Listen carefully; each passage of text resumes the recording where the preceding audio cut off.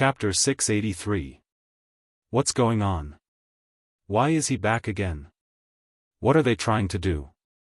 The people who had come to see the king beast felt that it was better to turn around and run after seeing it. No one dared to go any closer. Even if they weren't in danger yet, they could feel the oppressive aura that made them tremble in fear. The petrified forest they saw along the way had really shocked them.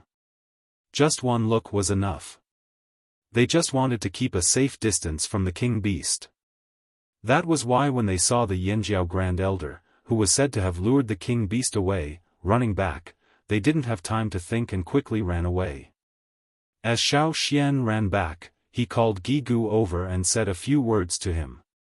Then, he led the king beast in a circle, giving Gigu time to inform the people at the Flaming River Castle. Because Xiaofan and Gigu were far away, the others didn't know what they were talking about or what they wanted to do. They only saw Xiaofan running away with the king beast while Gigu ran back to the Flaming River Castle. Xiaofan asked Gigu to inform the people at the Flaming River Castle that he was running with the king beast towards the Flaming River. They might be close to the Flaming River Castle for a while, so they should be prepared.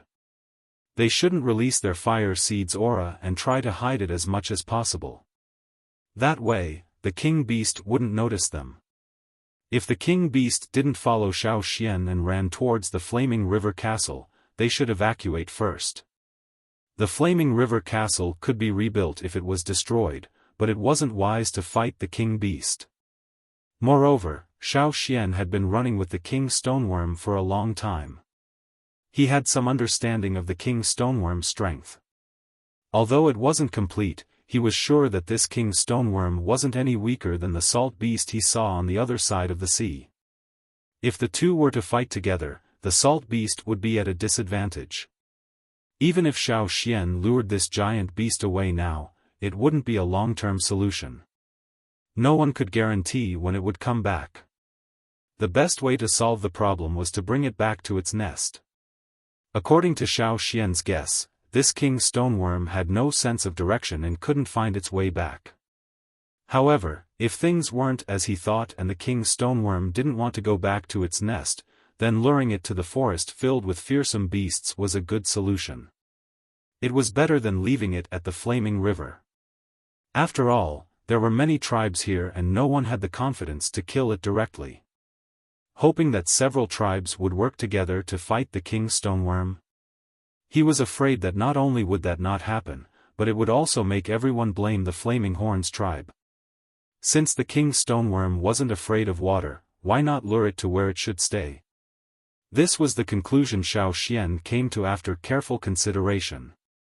Gigu conveyed Xiaofan's message to the trading point. At the same time, he had the snow falcon bring a letter back to the headquarters. Both sides had to be prepared, just in case. Against a king beast, they had to be more prepared.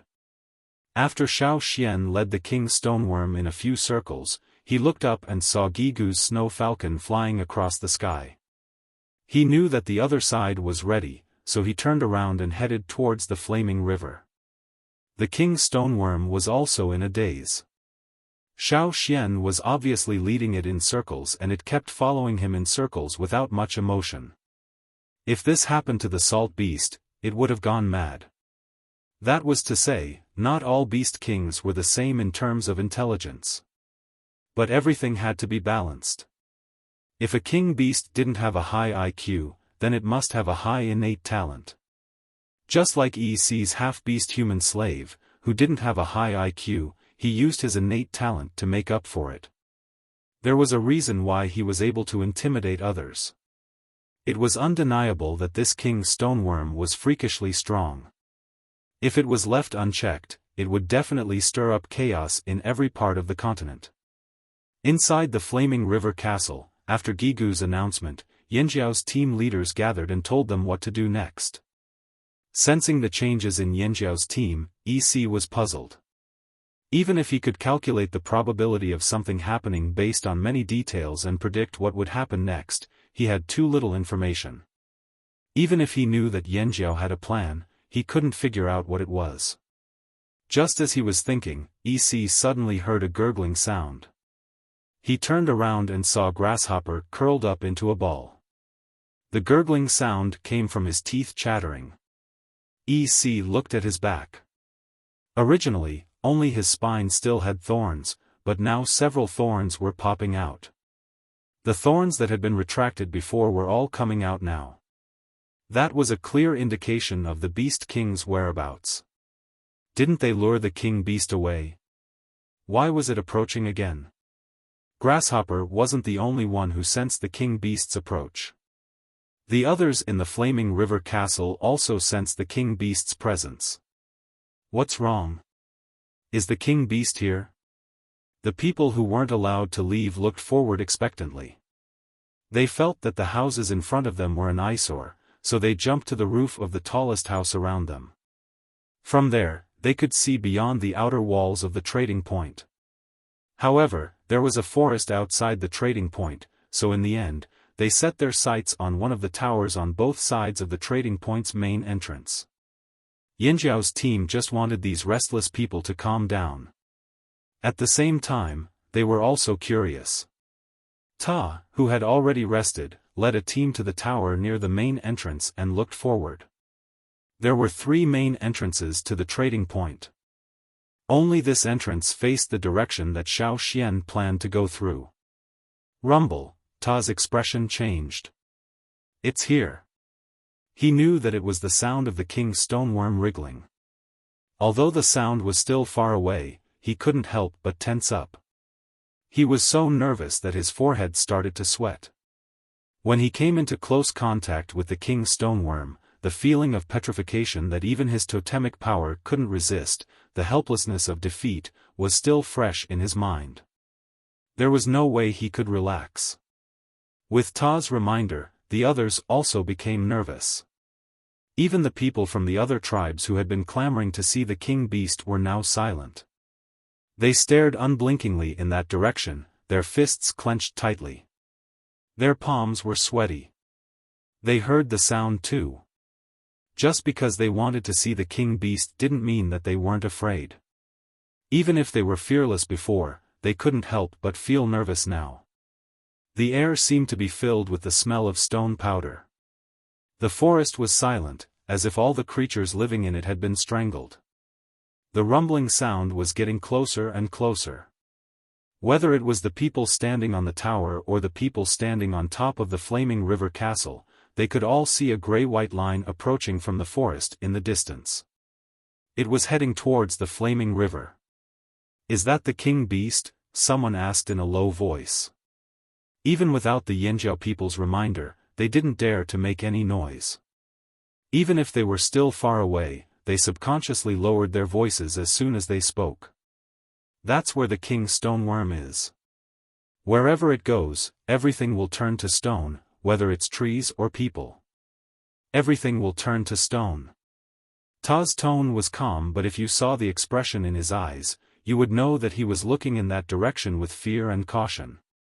Hearing this, everyone sucked in a deep breath. Even if they weren't there, they could imagine what the Yinjiao people were talking about. Someone gulped and stammered, It's really powerful. Of course, a king beast, how can it not be powerful? The person next to him tried his best to put on a calm face, but his true feelings were exposed as soon as he spoke. As someone who rarely even saw fearsome beasts, one could imagine how shocked he was when he saw a king beast. But soon, everyone's attention shifted from the king beast to the Yinjiao people's goal. "Didn't you say that you've lured it away? Why did you lure it back?" EC asked. He was the calmest person among the non-Yinjiao people. Ta glanced at him. "We have our reasons for doing this." He didn't want to say more. In fact, he wasn't sure either. Xiaofan's plan was crazy. He wouldn't have thought of it even if he was beaten to death. But after thinking about it, it really was the best plan. "Let's wait and see," Ta said dryly and didn't say anything else. Who was in the mood to talk now? Even though the king beast wasn't heading in their direction, it wasn't too far from the Flaming River trading point. Everyone could even see the green forest turning into a grayish-white petrified forest. Those who didn't have a clear understanding of Beast Kings felt their knees go weak and cold sweat trickled down their backs. They opened their mouths several times, wanting to say something, but no words would come out. They could only stare at the Beast Kings with their eyes wide open. The muscles on their faces twitched, giving them a ferocious look. Rumble, the wriggling sound of the king's stoneworm was like thunder in everyone's hearts, again and again. Unknowingly, everyone in the trading point started breathing cautiously. They couldn't see Xiaofan leading the king's stoneworm. They couldn't even see the king's stoneworm's figure in the petrified forest. But the grayish-white expanding in their field of vision left a deep impression on them. This was a king beast. Those who were clamoring to fight a king beast now felt that they were so naive and stupid. But no one mocked him at a time like this. Everyone's eyes followed the expanding grayish-white until the rumbling in their ears weakened. The king's stoneworm was already in front of them, heading towards the flaming river. Only then did they come back to their senses. "You all stay here. I'll go take a look." Ta jumped down from the tower and ran towards the flaming river. The trading point was safe for now. He wanted to go take a look. Chapter 684. Other than the people at the flaming river trading point, some of the people who were supposed to leave were also paying attention to the king's stoneworm. Among the first batch of people to leave, how many of them actually wanted to leave instead of hiding in the dark and waiting for an opportunity to rob the trading point? The Yanjiao people had a lot of good stuff and they were jealous. Usually, they were afraid of the Yanjiao people's strength, so they didn't dare to make a move. But now, wasn't this the perfect opportunity? If they didn't make good use of this opportunity, they would be letting themselves down. Although it was dangerous, it was necessary to take risks if they wanted to reap greater rewards. However, they didn't expect things to develop so differently from what they had expected. Until now, they still hadn't made a move. Even the teams that were far away from the flaming river trading point still sent people to keep an eye on the movements around the trading point. Hence, although they were slower to find out what was going on around the trading point and the flaming river, they still had a rough idea. At this moment, Xiaofan didn't have time to care about other people's feelings. He only had his eyes on the king's stoneworm behind him to make sure it was still following him. After passing through the forest, the flaming river was just ahead. Perhaps they had sensed the king beast's presence. The piranhas that used to be active in the river were all avoiding them. Without stopping, Xiaofan took a deep breath and whistled. Cha-Cha, who had been following him in the air, flapped its wings and dived down. Xiaofan grabbed Cha-Cha's claw with one hand and was brought to the top of the flaming river. This was the most important part of the plan. The king's stoneworm's actions were the key to their success. In the forest, Gigu and the rest were getting more and more nervous. They didn't even dare to breathe loudly as they prayed in their hearts, "Ancestors, please protect us." This was not the small river from before. The flaming river was a few hundred meters wide and close to 1,000 meters wide. How was the king's stoneworm going to cross such a huge river? Actually, according to Xiaofan's plan, there was an ideal situation and a less ideal one. Of course, even if things didn't go as planned, as long as the king's stoneworm could cross the river, it would be good enough. The method of crossing the river was secondary. Their safety was more important. Did he come directly from the bottom of the river? Or should they go deeper into the river? Or... Xiaofan grabbed Cha-Cha's claw and looked at the king's stoneworm that had stopped at the shore. "Come here. Come here quickly. Head this way." Xiaofan shouted in his heart. In the sea of consciousness, the light shield that enveloped Yanjiao's totem flames grew brighter and brighter. The king's stoneworm that had stopped by the shore lifted its upper body, as if it wanted to see what was in front of it clearly. Those who were hiding in the forest could see the king's stoneworm's head clearly. Only half of its body was visible, but it was already taller than the tallest tree in the area. No one could ignore it. To the king's stoneworm, when everything around it was unfamiliar, it would naturally choose to follow a fire seed source that was close to it. However, the river in front of it made it pause for a moment. However, it only paused for a moment. As the river surface closest to it turned grayish-white, the front half of its body that had been raised up lay down again. On the surface of the river, where the front half of the king's stoneworm's body touched, the river water had turned into a grayish-white stone ground. Even the ripples on the water were very clear, retaining the shape they had when they were blown by the wind. However, as the king's stoneworm wriggled forward, the ripples no longer remained. Instead, they were replaced by the signature marks of the king's stoneworm. Crack, crack, crack, the petrified water surface was still spreading rapidly. The king's stoneworm was like a petrified projectile. The water around it had turned into stone. However, compared to the large-scale petrification in the forest, the petrification on the water surface was more concentrated. It was only under the king's stoneworm's body and the areas around it. At this moment, the king's stoneworm's entire body was above the flaming river. Xiaofan took a deep breath. He was excited. Things were going according to his plan.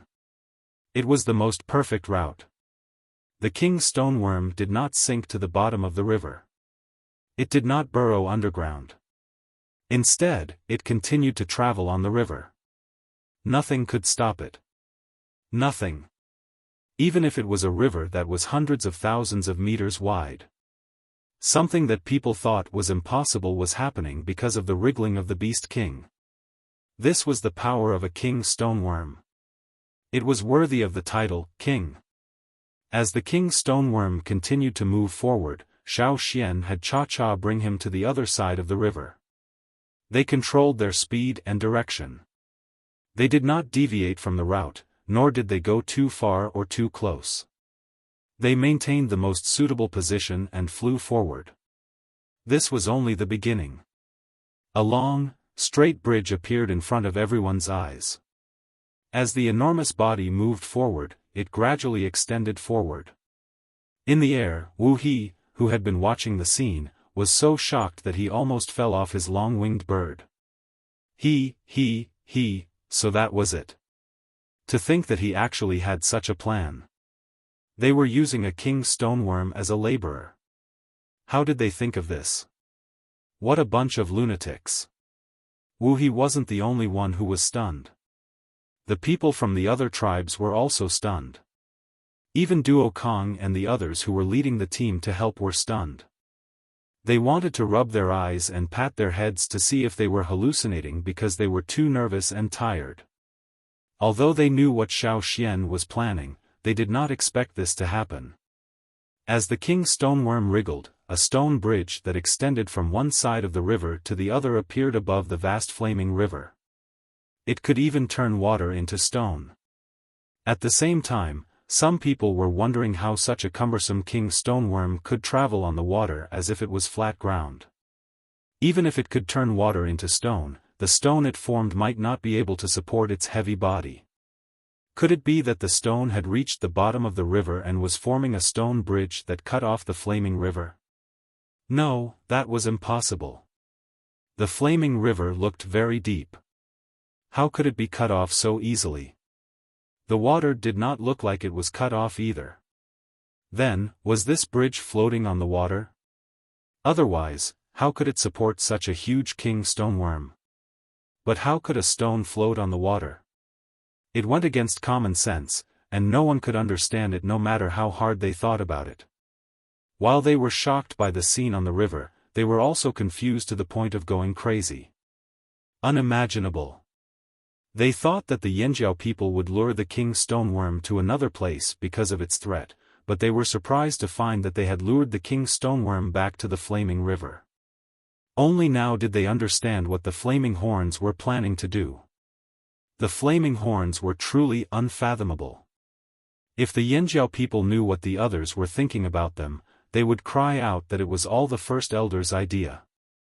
They were just carrying it out. They were just as shocked as the others. On the roof of the flaming river tower, Ao and a group of Yinjiao people were observing the king's stoneworm's movements. However, as Xiaofan lured the king's stoneworm away, they could not see that far no matter how good their eyesight was. On the other side, Ao Zheng was using a telescope to observe the movements above the flaming river. From time to time, he would exclaim, "How can this be? How can this be?" So this was Ah Xian's plan. The others scratched their ears and cheeks when they heard this. They stopped looking at flaming river and stared fixedly at Ao. They thought, "Elder Ao, why don't you say something and let us know what's going on over there? Why don't you show us the telescope?" Something unexpected must have happened for the former chief to be so shocked. It must have been far beyond everyone's imagination. Something strange must have happened. They wanted to rush over to the flaming river castle to see what was going on, but they had to stay here. After all, the trading point, especially the flaming river castle, had to be guarded to prevent people from taking the opportunity to steal. Unfortunately, Ao was too engrossed in his stare and did not notice the reactions of the others. He did not have the slightest intention of letting go of the telescope either. The stone walls on both sides of the king's stoneworm were more than 7 meters wide. Including the king's stoneworm's body, the stone bridge was more than 20 meters wide on average. If they wanted to build a long bridge over such a wide river, it would not be easy even if they had more advanced technology, let alone the current technology. But now, a long stone bridge without any piers was gradually taking shape. Not only that, the king's stoneworm was wriggling steadily across the river without any change in speed. Very good. This risk was worth it. Xiaofan looked at the long gray-white bridge that spanned across the river. He suppressed his excitement and the urge to immediately test the sturdiness of this stone bridge. He let out a long sigh. There was no rush. It would not be too late to go back and test it after everything was over. Xiaofan had made a few preparations. Now, things were progressing smoothly according to his expectations. It was the most perfect route. It was even better than what he had expected. Even Xiaofan himself had underestimated this king's stoneworm. Although it was a little slow, there was no doubt about the king's stoneworm's valiant ability. 1/5, 1/3, 1/2, 2/3, this miraculous stone bridge was about to be completed. The people who were staring at the river stared until their eyes were dry. They could not bear to blink, afraid that they would miss an important moment. They were very glad that they had come along to witness the birth of such a miracle. The wind picked up and became stronger. It blew down from the upper reaches of the flaming river, causing waves to crash against the stone bridge behind the king's stoneworm. Boom! The waves splashed into splashes. However, no matter how hard the waves crashed, the stone bridge that looked like it was floating on the water did not move at all. It was as if it was proving to the world that it was sturdy. Chapter 685. Yinjiao's people were also paying attention to the situation. Many of the patrols were hiding nearby. According to Gigu's message, they had to maintain a safe distance from the king's stoneworm. If they got too close, there was a risk of being petrified. Everyone breathed softly and tried their best to hide their presence. Before they received orders, they only needed to stay here and watch. They were not allowed to make any moves or expose themselves too early. They would wait and see. On the other side, Xiaofan had already been brought to the riverbank by Cha-Cha. After landing, he saw the king's stoneworm following closely behind him. He didn't stay for long and ran towards the forest. The king's stoneworm finally reached the riverbank. It paused for a moment, then started to follow Xiaofan again. The long bridge that crossed the flaming river extended all the way to the riverbank and connected with the king's stoneworm's wriggling trail. A large area of the riverbank had turned gray. After reaching the riverbank, the king's stoneworm returned to its original state. It rumbled again. It didn't look back at the long bridge behind it. It didn't care about its shocking actions. Perhaps, it wasn't anything special to it. It just continued to follow Xiao Xian. The Yanjiao patrols hiding in the forest watched the King Stoneworm leave with Xiao Xian. After they were far away, they let out a long sigh. They were also shocked by what they saw on the river. It left? Yes, it left with the first elder. It probably won't turn back. What's that on the river? What did the King Stoneworm make? That should be called a bridge? I heard the first elder mention it before, but he said that his abilities were limited so he couldn't build it, someone said. So the bridge is built now? Is that it? Another person pointed at the gray bridge on the flaming river. Should be. Why don't we go take a look? Let's not. We'll wait for the first elder and the others to come back. Wei stopped the person who wanted to go over. Hey, boss, look over there. Someone's coming. The person behind Wei shouted towards the opposite shore. Wei looked over. There were indeed people on the other side of the flaming river who had stepped onto the gray bridge. I think it's Leader Duo Kong. Oh, and Leader Ta. Elder Zheng Luo and Chief are here too. On the other side of the flaming river, Duo Kong brought his men to the side of the newly formed gray bridge. Gigu, Zheng Luo, and Ta, who came from the flaming river trading point, all came to the side of the bridge. Because the King Stoneworm paused here before crossing the river, the area of petrification at this end of the bridge was larger than at other places. Gigu stepped on the petrified grass under his feet. The petrified grass here was slightly harder than the ones in the forest. When he stepped on the petrified grass in the forest, he could still hear cracking sounds. But here, he couldn't break the grass without using some force. Let's go take a look. Zheng Luo suggested. Give it a try. Tower was also looking forward to it. Let's give it a try. As the current leader, Gigu led the way and stepped onto the stone bridge. If the King Stoneworm could walk on it steadily, all of them added together wouldn't be as heavy as the King Stoneworm. Logically speaking, they should be fine too. Gigu, Zheng Luo, Duo Kong and Ta stepped onto the new bridge. Behind them, Duo Kang's team of Yanjiao warriors followed. To them, this was a new experience. After Gigu stepped on it, he stepped on it with some force. The hard stone surface under his feet made him feel more at ease. It was very hard and firm. As expected, a place that could withstand the King Stoneworm's weight wouldn't collapse so easily. After the first step, the second and third steps were even faster. They were nervous at the beginning, but after walking for more than 10 meters, their steps became more relaxed. They could walk. They could really walk on water. Those who stepped onto the stone bridge felt the firm ground under their feet and the waves on both sides of the bridge.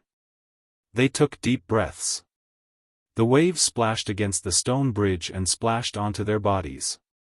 The layer of stone powder that covered their bodies from following the stoneworm was washed away by the water. The stone powder was from the dust caused by the King Stoneworm's movements. It wasn't from the stoneworm's body, so when it was washed away by the water, it mixed together. Everyone who stepped onto the bridge had grayish-white stains on their faces and bodies. They looked very haggard, but at this time, no one cared about that. They just wiped their faces and couldn't help but smile. With a long bridge here, it would be more convenient for Yanjiao. After all, ships weren't everything, and they didn't have as many giant mountain eagles as the Hui tribe. Even if they did, it would still be inconvenient. However, if there was a long bridge that spanned across the two shores, then everything would be much simpler. If they wanted to transport goods between the Flaming River trading point and the Flaming Horn headquarters, they could do so at any time, rain or shine.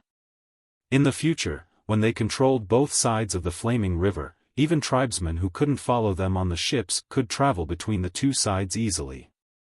This bridge connected the two sides of the Flaming River. Yanjiao's group of about 30 people attracted the attention of hundreds of pairs of eyes. Wu He, who was in the sky, and the people from the other tribes who were hiding in the forest behind them, as well as the people from the headquarters on the other side of the bridge, were all staring at their movements. They craned their necks to watch them walk from one end of the bridge to the other side step by step. They really can walk across. A tribesman who was sent by an expedition team to scout the situation stared at the back of the group on the stone bridge. His voice was full of surprise. "I want to walk across too, but that's Yanjiao territory." Another person hiding behind a tree stared at Gigu's group. Some of the braver ones came out of the forest and walked to the side of the stone bridge. However, they didn't dare to step on it directly.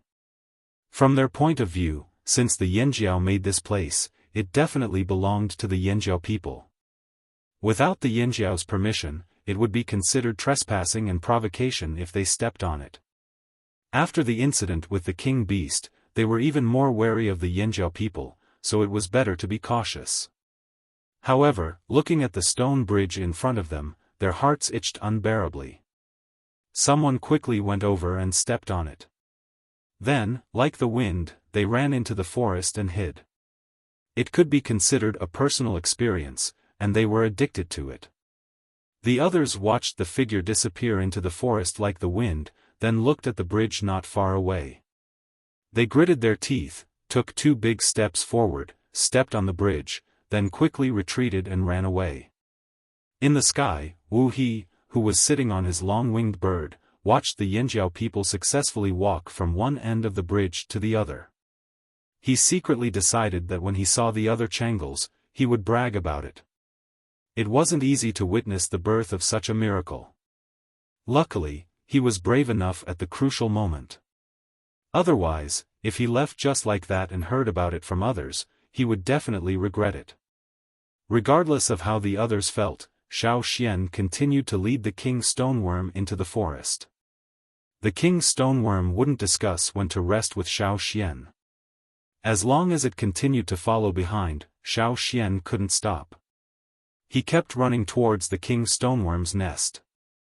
However, the king stoneworm had probably used up too much energy to cross the river. When it reached the bank, it slowed down quite a bit.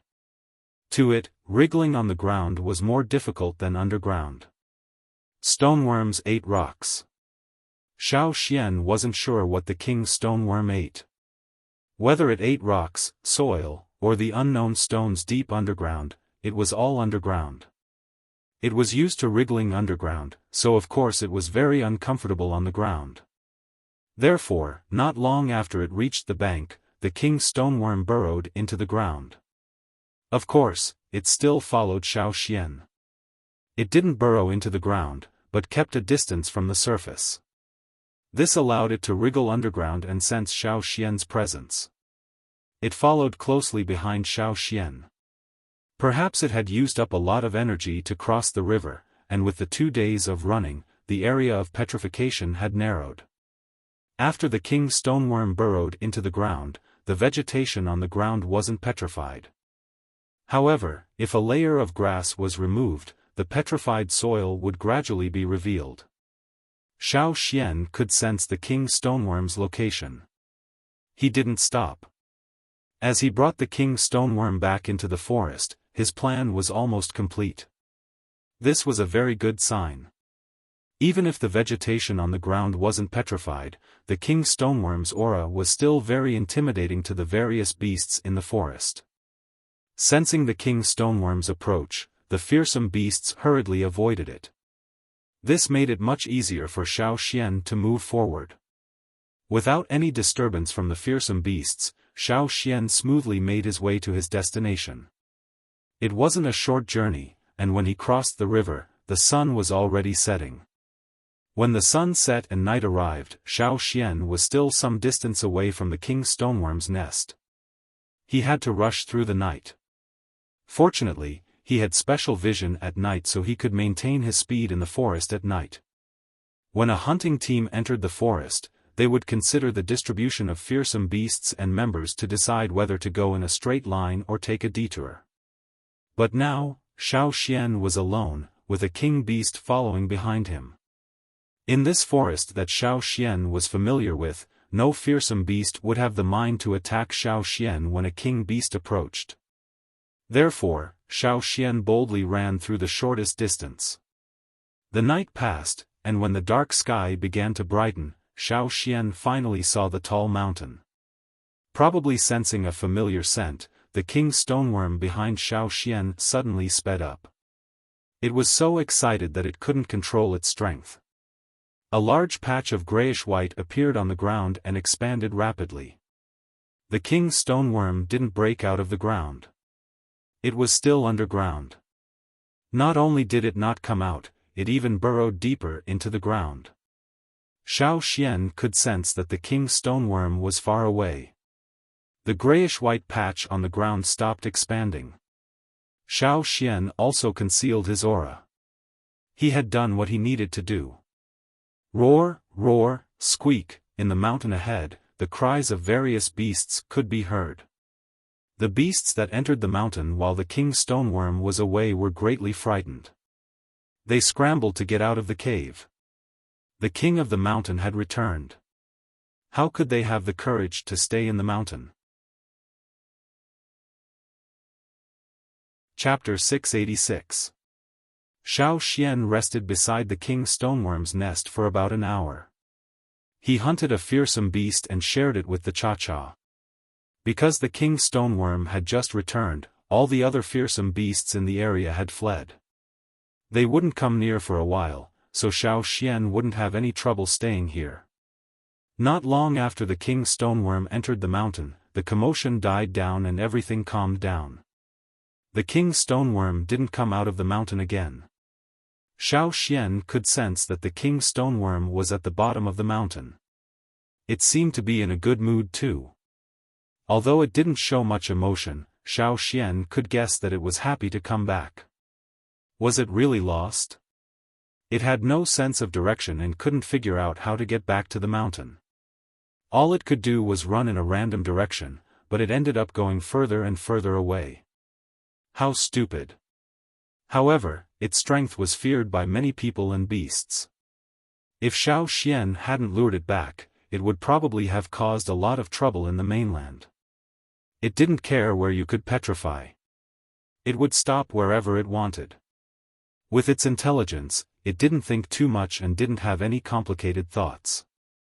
Because of this, no one could predict what it would do if it started to act recklessly.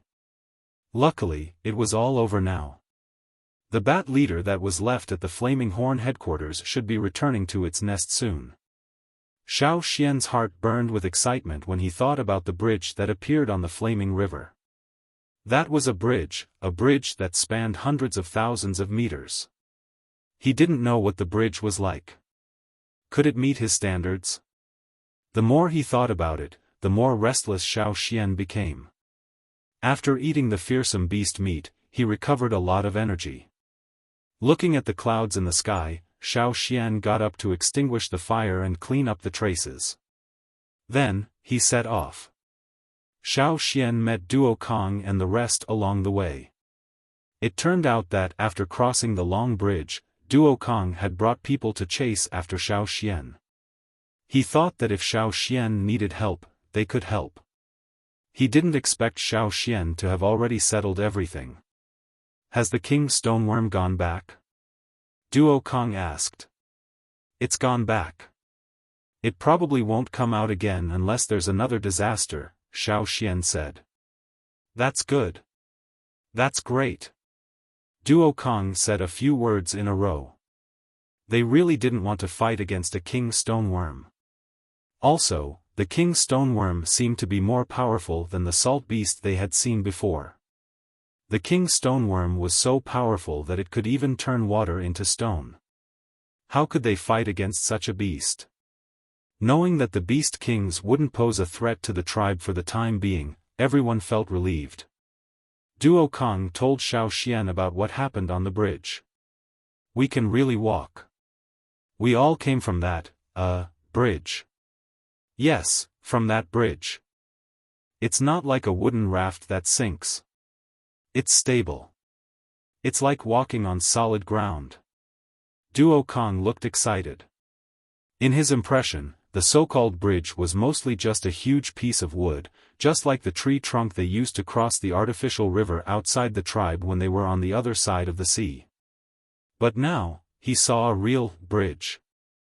Only then did he understand the meaning of the word bridge. So a bridge could look like this. So a bridge could cover such a long distance. This was a shock to his mind. When the disaster happened, the tribe came here from the connected wooden rafts. Xiao Xian had also mentioned the bridge. But at that time, everyone thought differently from Xiao Xian. They didn't think it was necessary and impossible. Now, it had really happened. They didn't rely on manpower. They used the King Stoneworm's power to complete it. When he thought about how this bridge belonged to his tribe, Duo Kong couldn't help but feel proud. Just like the other tribes, Duo Kong thought that since Xiao Xian was the reason for the formation of this bridge, it must belong to Yanjiao. He would fight anyone who wanted it. How could there be such a long bridge in the Central Plains? The slave masters on the other side of the sea always acted like they were superior. But did they have such a long bridge? No. None at all. Only Yanjiao had it. It was the only thing in the world. Didn't you see how many people are staring at it? They're still gathered at the bridge and won't leave. They say they want to walk on it. Duo Kang's smile almost reached his ears. Xiao Xian was also happy to hear this. Indeed, many people here would think of building a ship when they saw a river. Very few people would think of building a bridge directly. Plus, the flaming river was so wide that even fewer people would want to build a bridge. This time, it was a success. However, they couldn't be too happy just yet. How long could the bridge last? Whether it could withstand the flaming river's current would require time to prove. When they returned to the tribe from the forest, they also brought back news that the King Stoneworm had returned to the mountain. This meant that the King Beast crisis was truly over. The Flaming River trading point was in a state of jubilation. The people who had been guarding the trading point all this time were hoping that the people on duty would come and trade with them soon. Only then would they be able to personally see the legendary bridge made by the King Beast. A miracle. It really is a miracle. EC stood in front of the stone bridge, carefully examining the miraculous bridge that had appeared here. Grasshopper's entire body was tense. The thorns on his back stood up. Even though the King Beast had left, the bridge made by the King Stoneworm still had the King Beast's aura.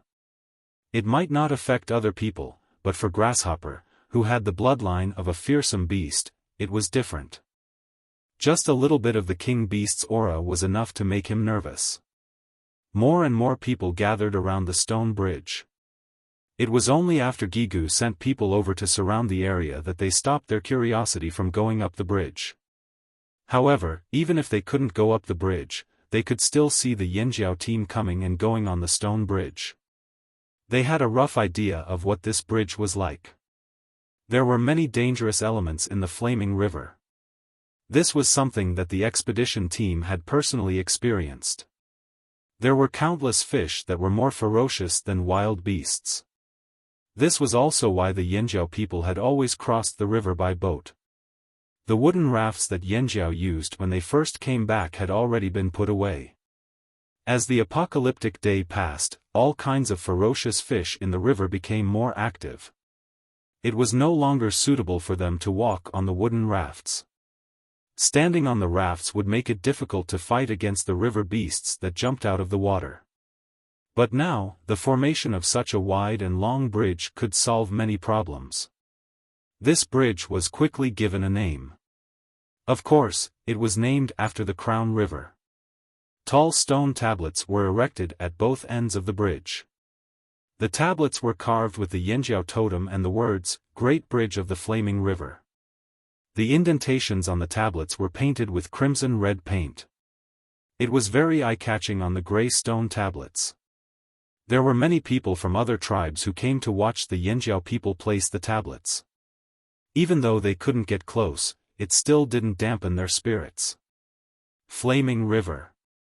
Great Bridge? Someone read out the words on the tablet. Bridge? It fits the name of the bridge very well. It's really big.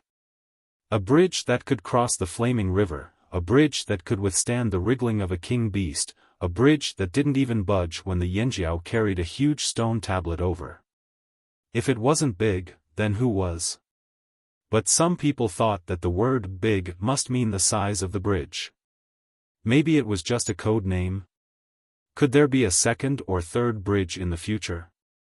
Someone asked in a low voice. The others didn't answer directly, but some people were thinking.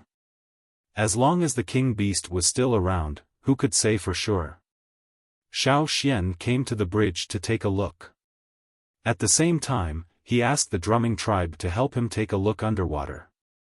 Even though he could use his senses to sense the situation underwater, with the help of the drumming tribe, he could see more details.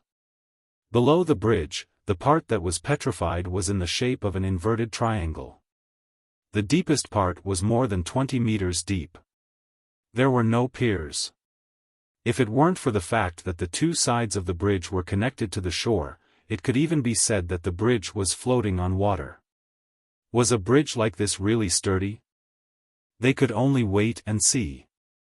After investigating the stone bridge, Xiaofan thought of the small river that was petrified by the king's stoneworm on the other side of the river. Even though the flow of that river wasn't fast, when the king's stoneworm petrified the water in that river, it directly cut off the flow of the river. After that, Xiaofan brought the king's stoneworm back and cut off the flow of the river again. That was why there were now two bridges that cut off the flow of the river. There weren't many dangerous fish in that river. At most, there were some piranhas that lived near the flaming river. However, because the king's stoneworm petrified the water, there wouldn't be any fish that would come near for a while.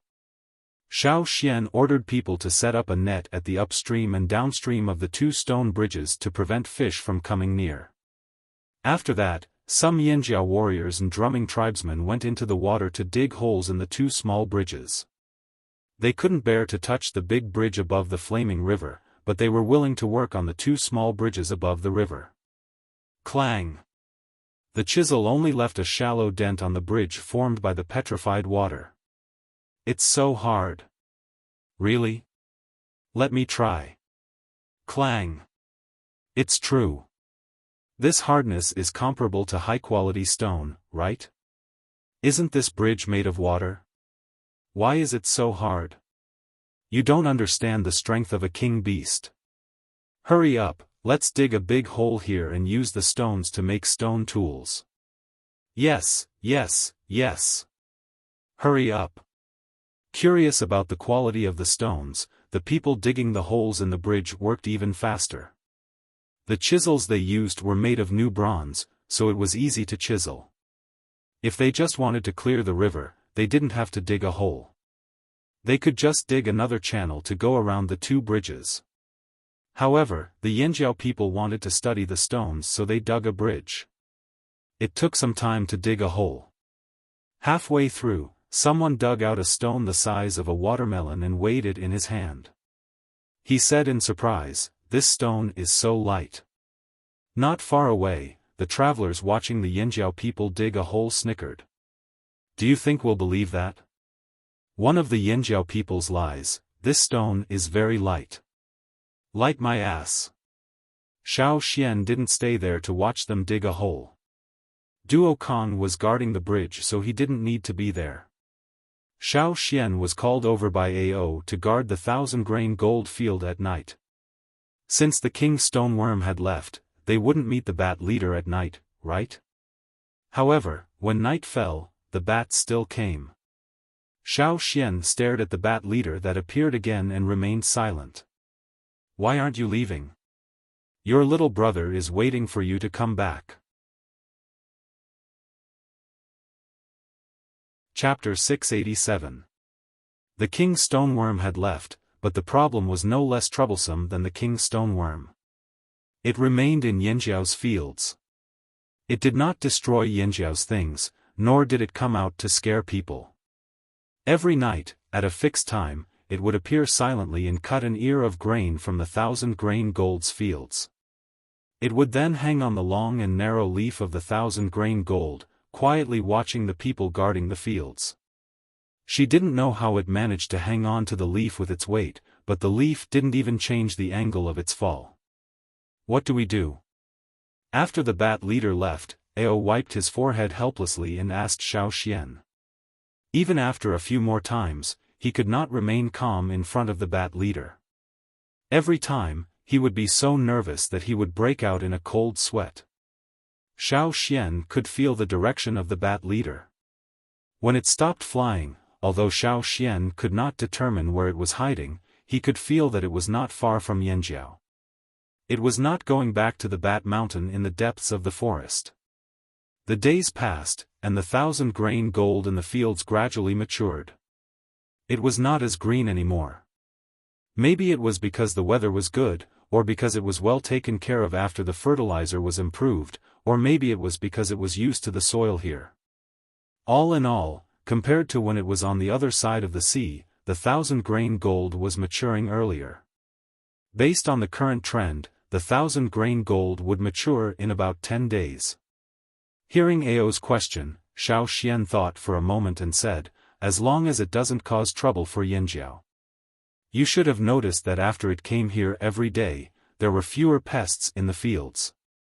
In the fields, there were more grains that were about to mature at this time of the year.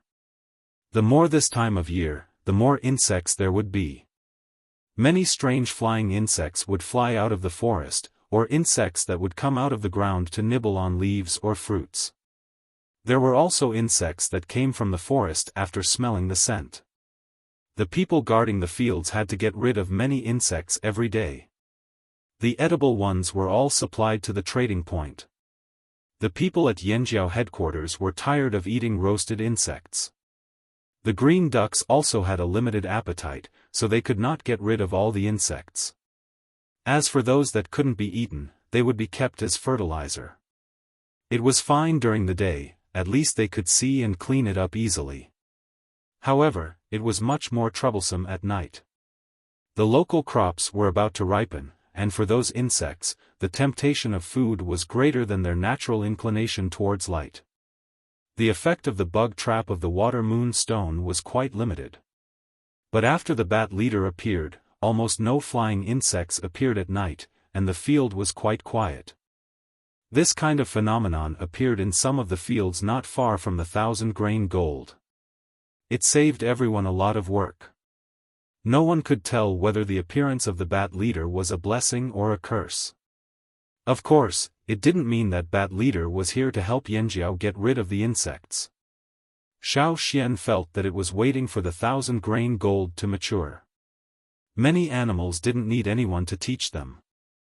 They were born with the ability to sense things that were beneficial to them. Now, the bat leader was staring at the 1,000-grain gold because it felt that the 1,000-grain gold would be beneficial to it. In this special field in Yanjiao, other than the 1,000-grain gold, there were also some seeds from Jiju. Some of them were good grains, but bat leader didn't appear in those fields. It only stared at the 1,000-grain gold. "We'll see when the 1,000-grain gold ripens," said Xiaofan. Ao nodded. "That's all we can do. As long as the bat leader didn't cause too much trouble and didn't cause too much damage to the flaming horns, they could still afford a small portion of the 1,000-grain gold. Just treat it as a reward for the bat leader." After estimating the ripening time of the 1,000-grain gold, the tribe had already started planning for the harvest. When they were at the other side of the sea, the harvest of the 1,000-grain gold was very lively. Now, there were more 1,000-grain gold planted in the headquarters. The scale of the operation was also larger, so they had to plan carefully. Although the other fields weren't as crazy as the 1,000-grain gold, they still had to consider. Harvesting from the fields and the flaming river bridge kept Xiaofan so busy that he didn't have time to continue studying the monster in the secret underground room of the flaming river castle. After the King Stoneworm's crisis was resolved, the Flaming River trading point didn't calm down. Instead, it became even more lively. From the beginning to the end of the incident, it didn't take long. At the very least, it didn't involve the trading point for long. The teams that left in a hurry didn't go far at all. Some people just found a place to rest and wait for news after they left.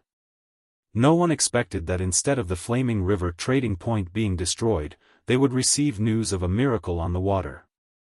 At that time, the king beast suddenly charged out of the ground and turned the surrounding forest into stone. Many people died. They all turned into stone. At that time, the king beast went straight for the Flaming River trading point. Yanjiao's chief was there too. He brought his people to meet the king beast. After that, he talked about how he witnessed the battle. The people who went to investigate came back and vividly described the situation at that time. The others in the group were stunned when they heard it, and then they began to shout. The person who told the story stood on a large rock with one hand holding a knife at his waist and the other pointing upwards. I heard Yanjiao's grand elder shout at the king beast, "Follow me." And then? What happened? The others asked expectantly. What happened? So the beast king left with him. The crowd immediately hissed in disbelief. That was a beast king. How could it follow someone so obediently? They didn't believe it anyway. The person standing on the rock looked around. Seeing that no one believed him, he became anxious. If you don't believe me, go and take a look. Wherever the king beast went, it turned into stone. The forest outside the Flaming River trading point is all turned into stone. There are traces on the ground too. Go and take a look. The path of petrification stretches from the forest to the Flaming River, then crosses the Flaming River and reaches the other side. Really? Someone's heart started to waver. But they couldn't imagine the situation. Why would I lie to you? Let's go, I'll take you there. The king beast is gone anyway, it's no longer a threat. I'm guessing that this is all Yanjiao's scheme. It's all part of Yanjiao's plan. When the team returned to the Flaming River trading point and saw the petrified forest and the traces on the ground, they couldn't help but believe it. Although the rumors were exaggerated, some things were true. Many travelers who left the trading point beat their chests and stomped their feet. Why didn't they insist on staying longer at the Flaming River trading point? As a travel team, especially those with rich experience, they were curious about many things, especially those shocking things. But they missed it this time. But even if they missed the chance to see the king beast, seeing the traces left behind by the king beast would still make them feel better. Hence, no matter if it was the area the Flaming Horn tribe marked as their territory, or the long bridge that spanned across the Flaming River, travelers all stopped to look at it. And those who left also brought the news to all parts of the mainland. Yanjiao became popular again. Not only was it popular, it was even more popular than the last time the Flaming River trading point was built. The names, Yanjiao, Flaming River Trading Point, and Flaming River Bridge, were spread everywhere. Now, in all the other trading points on the mainland, as long as there were travel teams, large or small trading points or resting areas, there were people talking about the Flaming River Bridge that Yanjiao used the king beast to build.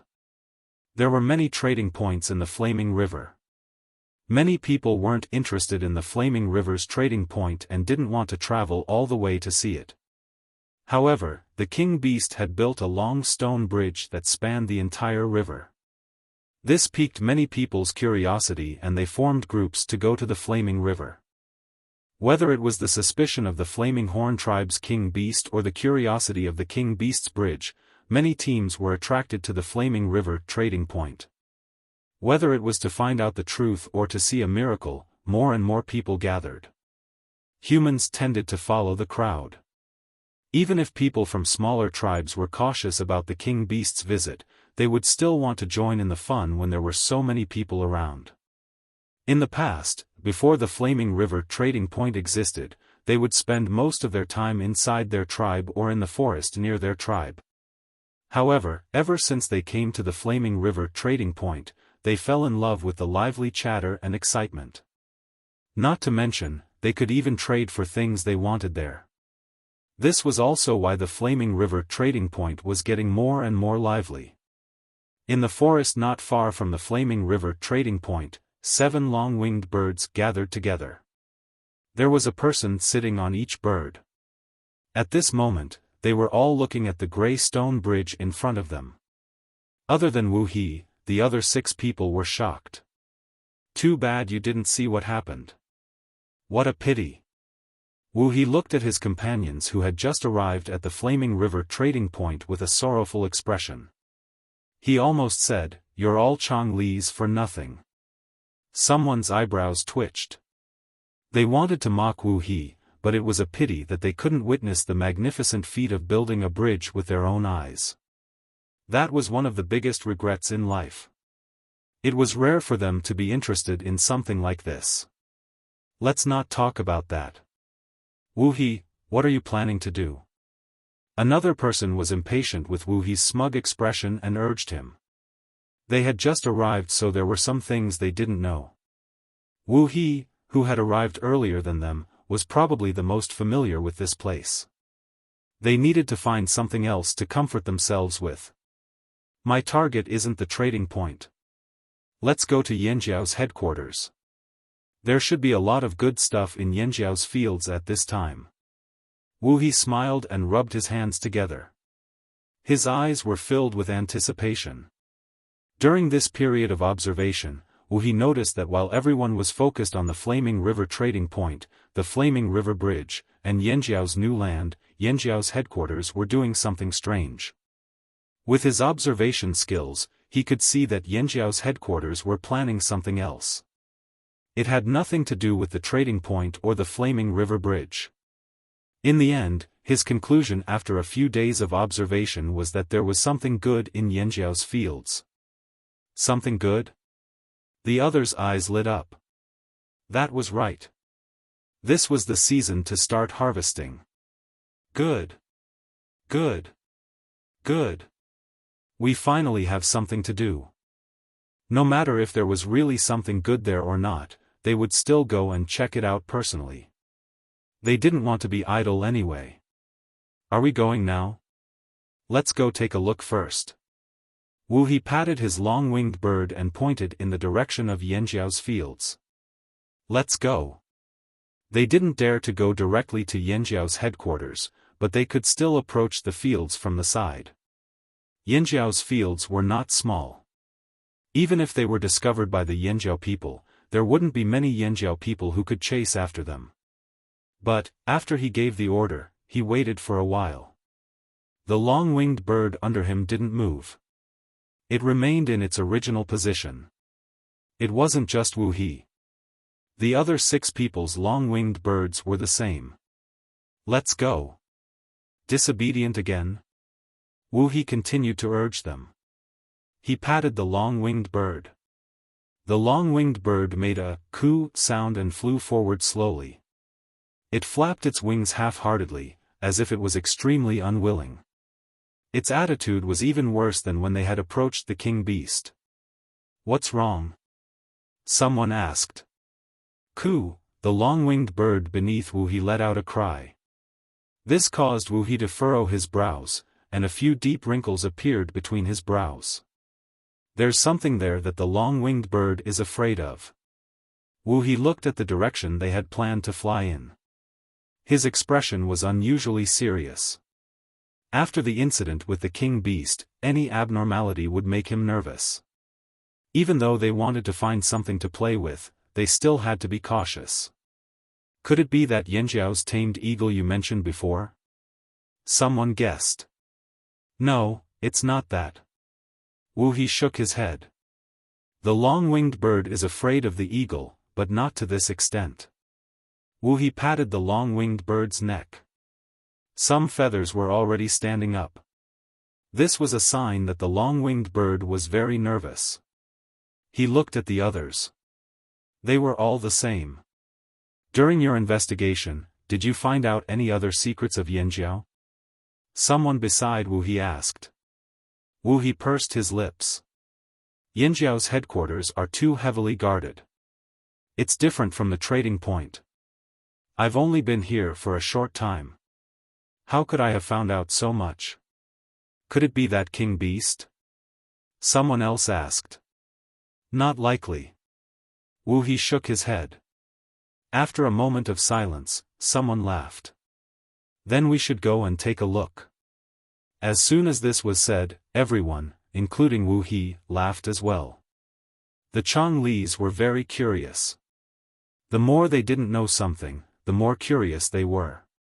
If they didn't find out, they wouldn't even be able to sleep peacefully.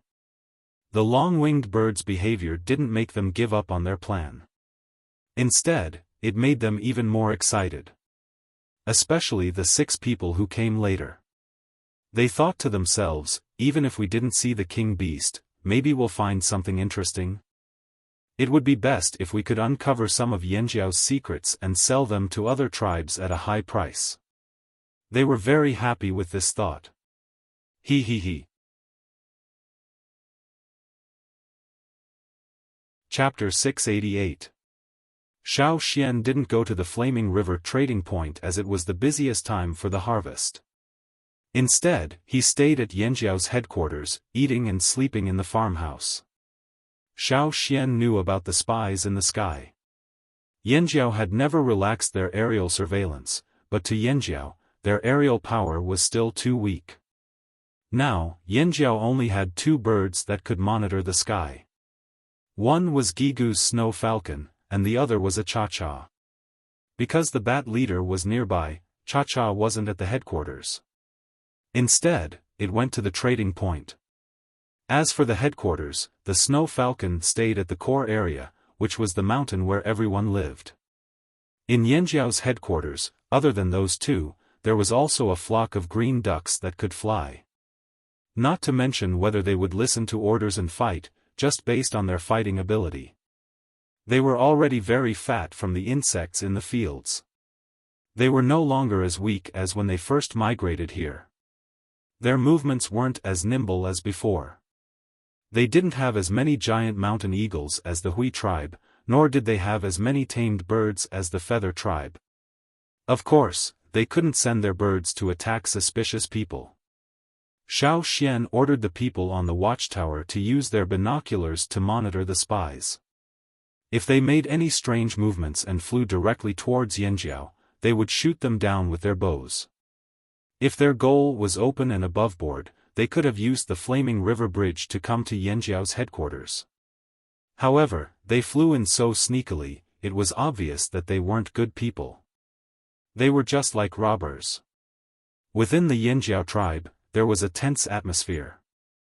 There was no joy from the harvest as expected. How is it? Xiao Xian asked Ao, who was sweating profusely as he ran over. It's almost done. The wanderers have already warned them to stay at home for the next 2 days. Chi and the rest who are taking care of the fields won't be coming over either.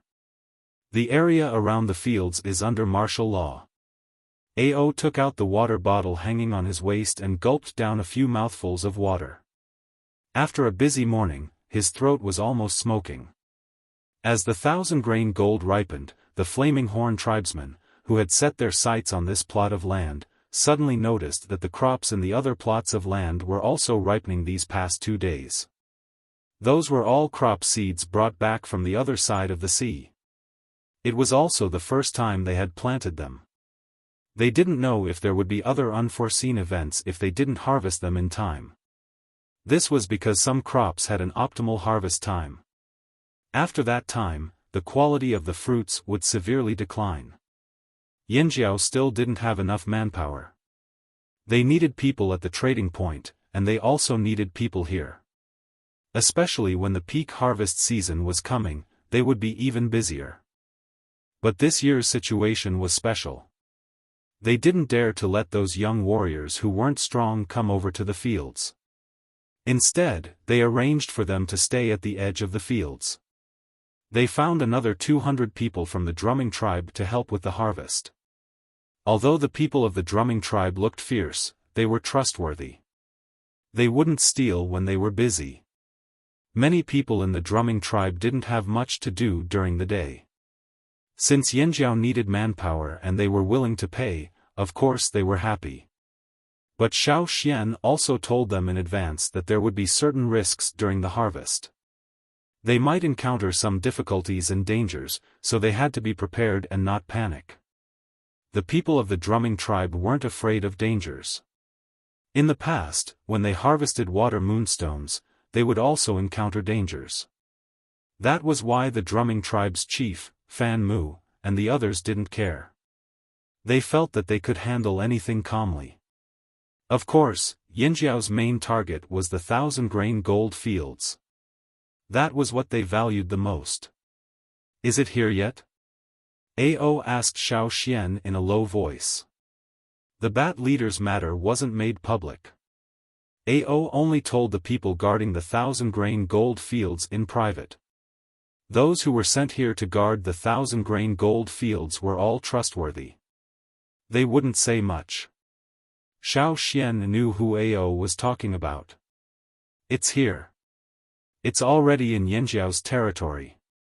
It's in the mountains over there." Xiaofan raised his hand and pointed. Ao looked over. Over there was a stone mountain where the warriors used to train. There were no plants, and it looked bare. However, there were some caves formed by natural erosion. The bat leader should be in one of the caves on the mountain over there. Now the warriors had many tasks every day. They didn't have time to practice hitting stones in the mountains. The smell of humans was almost gone. Sometimes, they could see some birds building their nests there. Now, the bat leader was on the mountain over there. As the 1,000-grain gold ripened, the bat leader didn't go far. It stayed on the mountain and walked around the fields every night. No wonder I heard the patrolling people say there were fewer flying stone squirrels. It's because of this bat, Ao sighed. The bat leader really came. It wasn't just the flying stone squirrels. There were fewer beasts in Yanjiao's territory. Although there weren't many beasts in Yanjiao's territory, there were still a few mountains. There were many flying stone squirrels and other small beasts in the mountains where the wanderers lived. They would steal things from time to time and fight with the wanderers. But recently, there were fewer of them. Even if they weren't natural enemies, the pressure of a high-level beast would still affect them. Even the few beasts in the tribe were only on the mountain where they lived. They weren't close to the fields. The wanderers were told to stay at home for 2 days. They wondered if Yanjiao was guarding against them and preventing them from stealing grains. Some of them muttered unhappily. But soon, they found that it wasn't just the wanderers who lived in Yanjiao. Even the Yanjiao people who took care of the fields were taken away. Other than the murderous Yanjiao warriors, it was hard to see anyone else. I just saw Yanjiao's patrolling team pass by. They looked serious, as if they were preparing to go to war. A person who had just gone out to pee returned to the cave and discussed with the others. Something must have happened. Isn't it for the grains? An old man didn't understand. Definitely not. Which tribe would look like that when they're harvesting grains? They're all like rocks, the young man said. Thinking about it, the Yanjiao people were indeed too serious recently. They didn't even smile much. Could it be a king beast? The woman who was tanning the animal's skin was so scared that her hands trembled. No. It can't be, right? At this moment, everyone was unsure. After all, this place was similar to the fearsome beast forest. It was even more dangerous. At least when they were in the fearsome beast forest, they didn't encounter a king beast. Besides, why couldn't there be another beast king after the first one had come? It shouldn't be. If it was, the Yanjiao people would definitely let the children in the tribe hide first. But as far as I know, the Yanjiao people didn't do that. They just put the farmland under martial law, a middle-aged man who looked quite steady said while tapping his fingers. As they were talking, they suddenly heard footsteps coming from outside. The people in the cave were instantly silent. "Heir 2, what's the hurry?" The middle-aged man who looked steady hurriedly got up and greeted him. The person who came was Heir. He had a good relationship with Jiao Wu and the others in Yanjiao. After the wanderers were settled here, 3 people were assigned to take care of them. Heir's position was the second, so now everyone called him Heir 2. He didn't waste any time talking nonsense. There was no trace of a smile on his face. He warned, "We just received news that the Flaming Horns asked us to listen for any movements. If we hear 2 hurried wooden whistles, we have to close the cave door." The middle-aged man handed a bowl of warm meat soup to Heir and asked in a low voice, "Heir 2, what happened? We don't feel safe. You know, the king beast incident just passed." Heir didn't argue. He took the bowl and drank it in big gulps. He was tired of going from house to inform people. After drinking, his expression softened. He thought for a while and said, "I don't know what happened, but it's definitely not a king beast. As for the notice just now, it was sent by the Grand Elder of Yanjiao, Xiaofan." When they heard that it was Xiaofan's order, everyone's expression changed. Who was Xiaofan? He was the only Grand Elder in Yanjiao. His status was higher than the Yanjiao chief and shaman. He was the founder of the Flaming River trading point. Even the Flaming River Bridge was built by him. How could he lie? The people who were complaining at first didn't have any thoughts now. They just had to do as they were told. The Grand Elder was definitely right. "Oh right, seal the windows too. Just leave some small holes for ventilation. Don't open the door no matter what you hear, unless you hear the whistle again," Heir reminded them again before leaving. "Ah, okay," the middle-aged man quickly replied. After Heir left, he went to the next house to inform. There were many caves in the mountains and many tourists lived there. He had to finish his job quickly. Although the people in the cave still didn't know what was going on, they still made preparations according to the notice. The Yanjiao tribe's mountain was also full of preparations. Old Ku even set up many traps in front of the house. "I heard that many birds will come. Let's make sure they don't return." Caesar helped from the side, but he still looked in the direction of the bat leader from time to time. His eyes were full of vigilance. Very quickly, another 2 days passed. Early in the morning, Xiaofan informed Ao and the others, "Get ready. The 1,000-grain gold will ripen today. It should be around noon." Suddenly, the atmosphere in the Yanjiao tribe became more solemn. Xiaofan stood next to the 1,000-grain gold, looking at the golden plants. This time, the 1,000-grain gold plants were taller than the ones on the other side of the sea. There were more grains on each plant. The heavy grains swayed slightly in the wind, shining with a golden light. A wooden stick stood on the ground, its shadow getting shorter and shorter. In the distance, some birds flew over from the forest. As the 1,000-grain gold plants ripened, there were fewer insects. Many of their natural enemies had come. Some birds were omnivores. They ate grains and insects. They definitely didn't have anything to do with the insects. If there were only 2 or 3 birds, there was no need to panic. But what if there was a large flock? Xiaofan whistled. 2 hurried whistles sounded. The people who heard the signal reacted immediately. The wanderers who had been told to stay in the house quietly heard the flapping of wings outside. Some people curiously looked out of the closed wooden door. Birds of all sizes were resting outside their door. From the sound of it, there were more birds around. Some people wanted to go out and catch one, but when they heard the whistle, they quickly blocked the door and closed the window. They looked out through the gap. More and more birds were landing. There were even birds fighting outside. In the sky, Wu He and the others looked down from the back of the long-winged bird. What's happening? What's happening? So many. Because they were flying high, they could see more clearly. In their field of vision, from the forest, flocks of birds were flying towards Yanjiao. To be exact, they were flying towards Yanjiao's farmland. Perhaps their target was the golden land that Yanjiao was guarding. The long-winged birds they enslaved were purely carnivorous, not vegetarian at all. They never ate grain, so they weren't very interested in the crops in the Flaming Horn's fields. Perhaps they noticed something special about the crops in the Flaming Horn's fields, but they weren't as crazy as the birds that flew here one after another. It must be something special.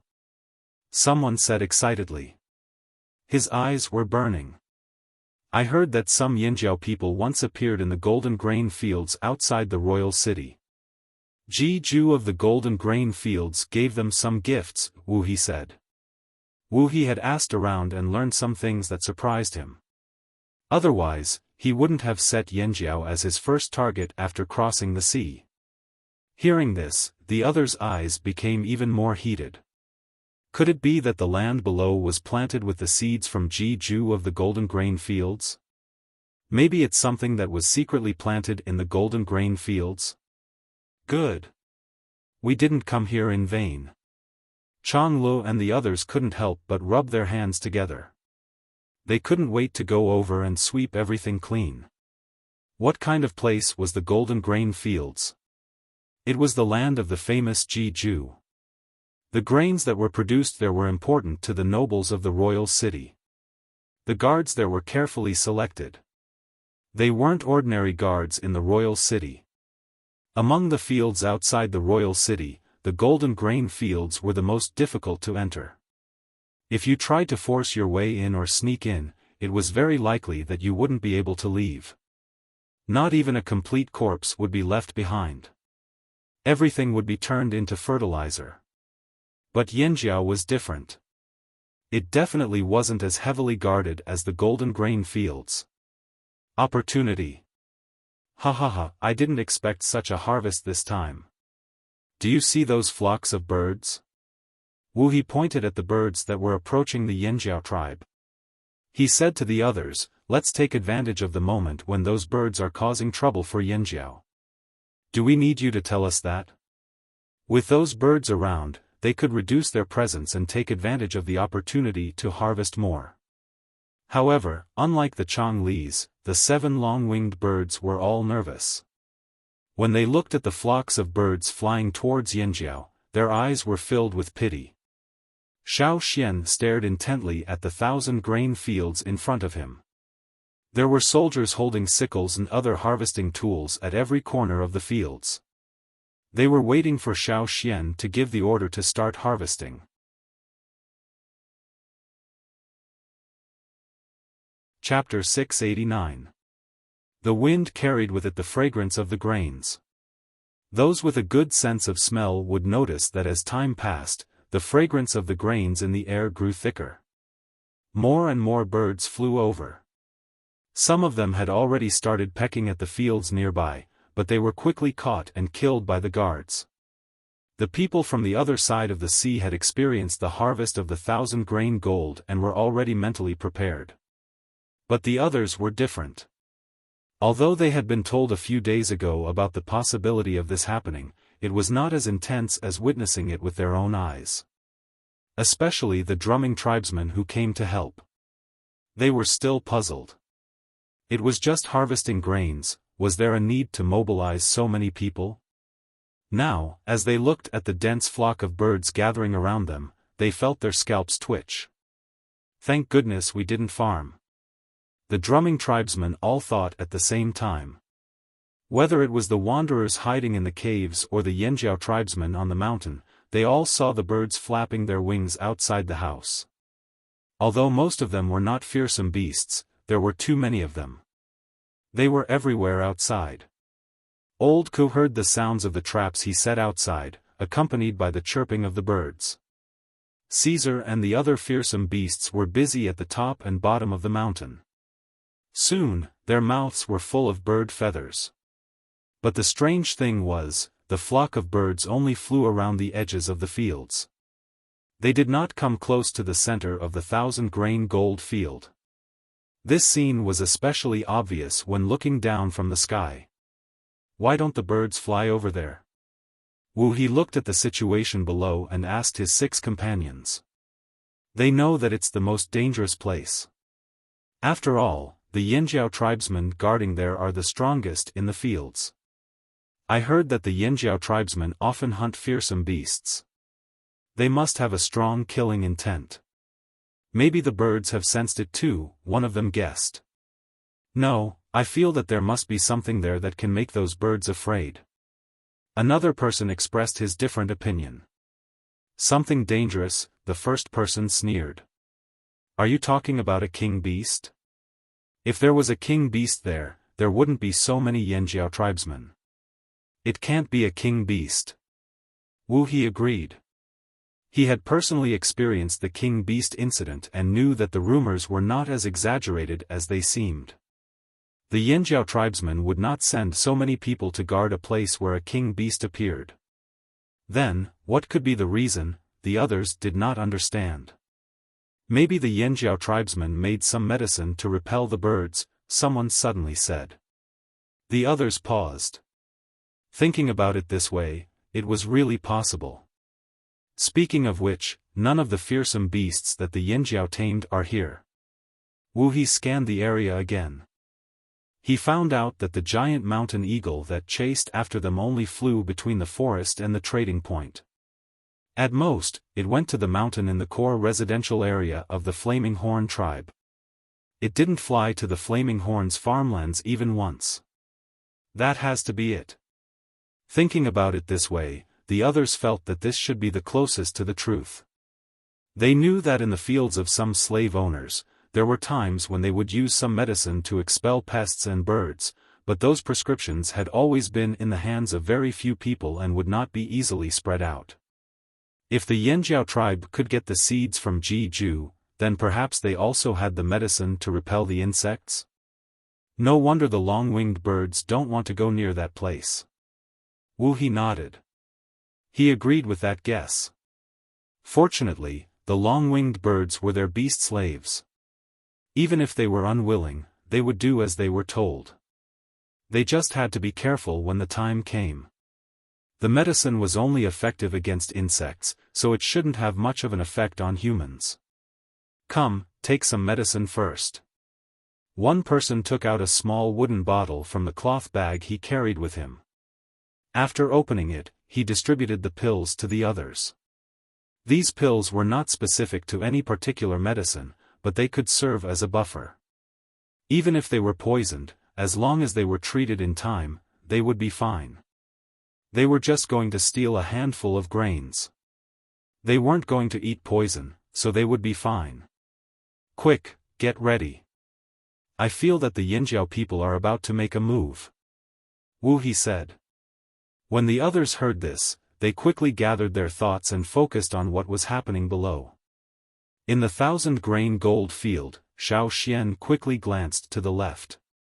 It looked peaceful, but no one dared to go near it. There wasn't even a flying insect. There was a big bat there. It had been resting on the mountain 2 days ago, but since last night, the bat leader had been in the field. Even during the day, which it hated, it didn't leave the field. However, it no longer hung on the tallest leaves. Instead, it was hanging on the lower leaves of the 1,000-grain gold plants. Because every 1,000-grain gold plant was very big, the leaves on the top spread out. Even if they were long and narrow, when there were so many of them, they could cover some of Yang Guang's vision. The bat leader hung in the shadows. If one didn't see it resting there with their own eyes, as long as they didn't look in that direction, it would be hard to notice its presence. At least, the guards outside the 1,000-grain gold field didn't notice anything strange. Patter, patter, on the heavy grain ears, grape-sized grains of the 1,000-grain gold swayed and collided with each other. The grains didn't have any obvious changes on the outside, but on the inside, they were slowly maturing. Xiao Xian's eyes flashed. He suddenly blew the wooden whistle in his mouth. The slightly long whistle wasn't loud. Instead, it sounded calm. But after this whistle, the air seemed to tighten. The atmosphere became tense and stagnant. This was the whistle for everyone to get ready. Whoosh! A sharp and hurried whistle followed. It was like the sound of a starting gun.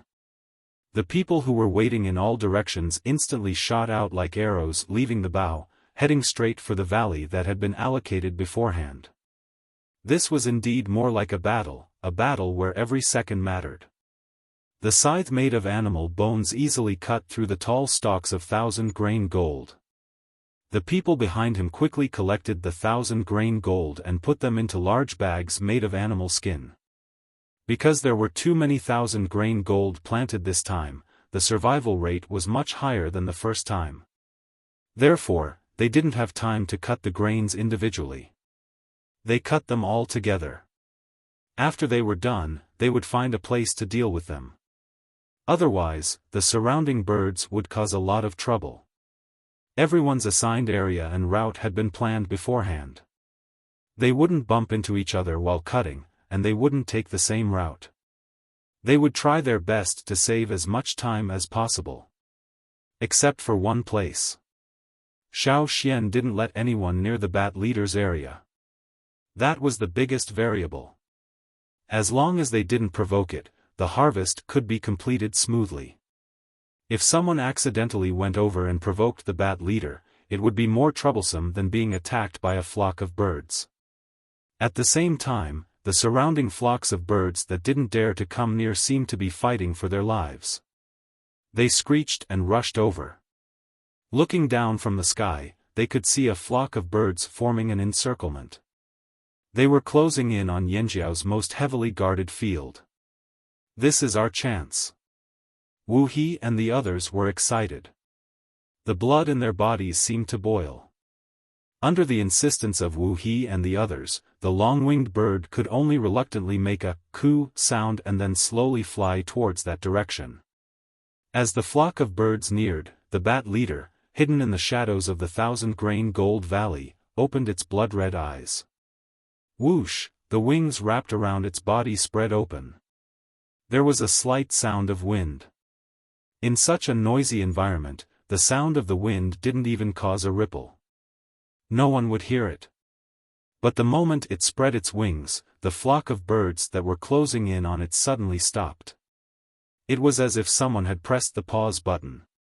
A strong, murderous aura came out of the 1,000-grain gold, especially in the air. The aura was directed at the birds that were flying close to it. The Yanjiao warriors who were busy harvesting the 1,000-grain gold valley were shocked by this sudden aura. The scythes in their hands almost fell out of their hands. A beast. After hunting for so many times, they could naturally tell whether it was a human or a beast. No, this wasn't a normal beast. This was much stronger than the beasts they had seen before. The air was thick with the smell of blood. There wasn't a drop of blood in sight, nor was there any smell of blood. But it felt like they were in a bloody fog. At this moment, all the shouts, arrows, horns, bones, metal, and birdsong seemed to have been frightened and came to an abrupt end. Hiss, the sound was like the sound of air rushing past. It wasn't loud, but everyone in the field heard it. This voice made everyone's hair stand on end. It was as if there was a bloody Fong that was ready to move, a massacre about to happen. Under the noontime Yangguang, the field seemed to be cut off from Yangguang. They couldn't feel the slightest bit of warmth. There was only a chill that made them shiver, and their teeth chattered. In the air, Wu He and the others were still far away, but they could feel the strange aura. Wu He shuddered and almost fell off his long-winged bird. Not only the 7 of them, but the 7 long-winged birds also stopped flying forward like the other birds. If it weren't for their masters wanting to go over, they would have retreated a long time ago. The rhythm of their flapping wings also became chaotic, so much so that they rose and fell, almost causing the frightened people to fall off their backs. "Www, what is that?" One of them stuttered. They had been through a lot. Even if they didn't have the ability to distinguish auras like the Yinjiao, they could still sense that there was a dangerous creature there. They just didn't know if it was a human or a beast. "Why do I have a bad premonition?" Another person said. "What's there? A human? Or a beast? Could it really be a king beast? Impossible." Wu He immediately denied it. Then he said with uncertainty, "It shouldn't be. It definitely isn't the one that appeared last time. If it wasn't a king beast, then what was the source of that powerful aura? What secrets were the Yinjiao hiding? The Yinjiao are really cunning," someone said through gritted teeth. The others felt the same way. The Yinjiao had a lot of secrets, but they didn't dare to rashly investigate. "What do we do?" The other 6 looked to Wu He. Wu He's words sometimes made people want to beat him up, but some of his decisions were right. At times like this, they believed in Wu He's decision. Wu He solemnly looked down and said, "Continue to wait. Those birds won't give up so easily. As long as they keep moving, then what Yinjiao is hiding is definitely not a king beast. Even if there were tempting food in the area where a king beast appeared, normal beasts and ferocious beasts wouldn't dare to approach." However, the birds stopped for a moment, then began to pace back and forth, as if preparing for another attack. "No. It really isn't a king beast." The person next to Wu He was overjoyed. For them, as long as it wasn't a king beast, then it was worth the risk. If it was a king beast, then they would leave without another word. No matter what secrets Yinjiao had, no matter what treasures there were, they would leave immediately. Just like when the king's stoneworm appeared in the forest outside the trading point, Wu He threw down his cup and left. They would do the same. But there was no king beast now, right? So what if it was risky? They had taken more risks since they were young than the grains they ate. The 7 of them once again paid attention to the situation below, waiting for the movements of the birds to decide when to make their move. In the 1,000-grain gold field, the soldiers harvesting the crops had paused when the powerful aura appeared. However, Xiaofan quickly reminded them to return to their task. No matter what danger there was, as long as the Great Elder was here, everything would be fine. After the incident with the king beast, the people of Yinjiao trusted Xiaofan very much. Even if something happened, they wouldn't blame Xiaofan. The Great Elder's motive was always for Yinjiao's good.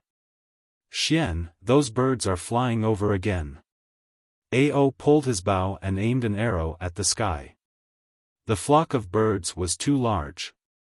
Even someone with good archery skills couldn't face such a large number of birds calmly. "Wait.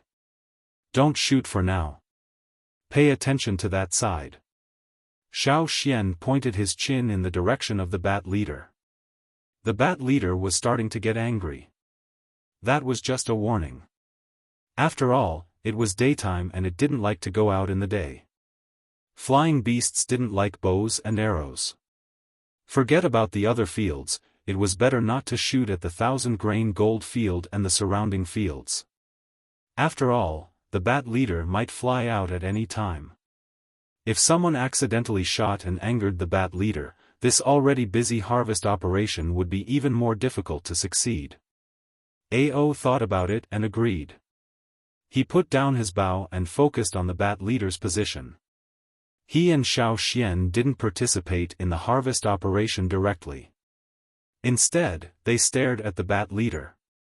After all, no one knew what the bat leader was going to do. If something happened, they would be able to react immediately. In times of danger, those with high status and power would definitely be the ones to take the lead. The smell of blood in the air was getting thicker and thicker. If it wasn't for the valley around them, everyone would have thought that they were in a killing field. Some of the warriors' arms were shaking as they waved their sickles. This wasn't because they were timid. It was a psychological and physiological reaction. They were nervous. Under such strong pressure, they could still maintain their normal harvesting and not pull out their sickles to defend themselves. This was already very good. The speed of the flock of birds slowed down. Some birds started to retreat, some hesitated, and some continued to approach boldly, heading straight for the swaying golden grains. The birds that approached didn't immediately rush down even when they were above the 1,000-grain gold field. However, these birds that had gathered gradually blocked Yang Guang from above.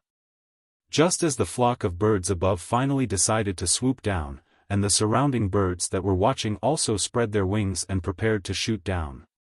Whoosh! A black shadow flew out from the shadows of the valley, brushing past the golden grains and heading up. As it rushed up, invisible and inaudible sound waves were emitted. Bang! Bang! Bang! The closest flying bird was directly turned into a cloud of blood mist. It didn't even have the time to let out a final cry of shock. When that figure charged towards the densest flock of birds, a blood-red color, accompanied by a series of explosions, spread out in the air like a crimson disk. The flock of birds that blocked Yang Guang's view was replaced by a bloody mist. Under Yang Guang's gaze, the mist spread out and landed on the field. If before, it was only because of the strong aura that made people feel like they could smell blood, then now, it was real blood. The people harvesting below, whether they were on the 1,000-grain gold field or the other fields nearby, the drumming warriors who came to help, the sentries on the watchtowers, etc., all saw the horrifying scene above the field. The bat leader's attack was only aimed at the flock of birds, but the people harvesting in the field were also affected. They had to stop what they were doing and cover their ears, feeling like their heads were being pierced by thousands of needles. Those who were further away were better off, but those who were closer to the 1,000-grain gold fields suffered the most.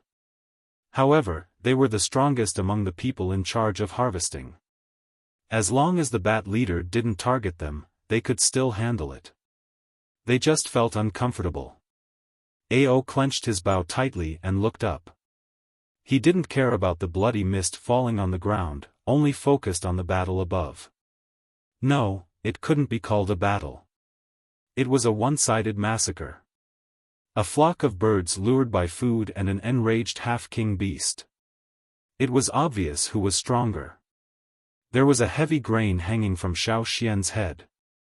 The bloody mist from above covered the grains in a layer of red. Xiaofan plucked a grain and wiped away the layer of blood on it with his finger, revealing the golden shell underneath. The 1,000-grain gold shell seemed to shine even brighter. Xiaofan thought back to when he first found the nutrients needed for the growth of the 1,000-grain gold. He looked at the golden grain in his hand. Perhaps the growth and ripening of the 1,000-grain gold was destined to be accompanied by blood. This was a golden light born from blood. In the sky, the explosions no longer continued, but the bat leader did not seem to intend to let go of the birds that had angered it. It still did not stop chasing them, but this time it used its sharp claws and fangs. After the bloody mist, there would always be some shredded bird corpses. Some of the bird corpses were so shriveled that there wasn't even a drop of blood left. Some of them were even incomplete. It was obvious that the bat above was very cruel. The flock of birds seemed to have been woken up and scattered in all directions. Of course, there were still some bold ones. While the bat leader was chasing other birds, they went to the 1,000-grain gold field, thinking that they could achieve their goal. Unfortunately, the Yinjiao people were already there. The harvesting continued. The people in the sky and on the ground were also busy. Wu He and the others, who had been avoiding the bat leader's attack, saw their chance to attack. The Yinjiao people and the terrifying bat didn't notice them. Chance. Go. Quick, quick, quick. Grab a handful before the grains are all gone.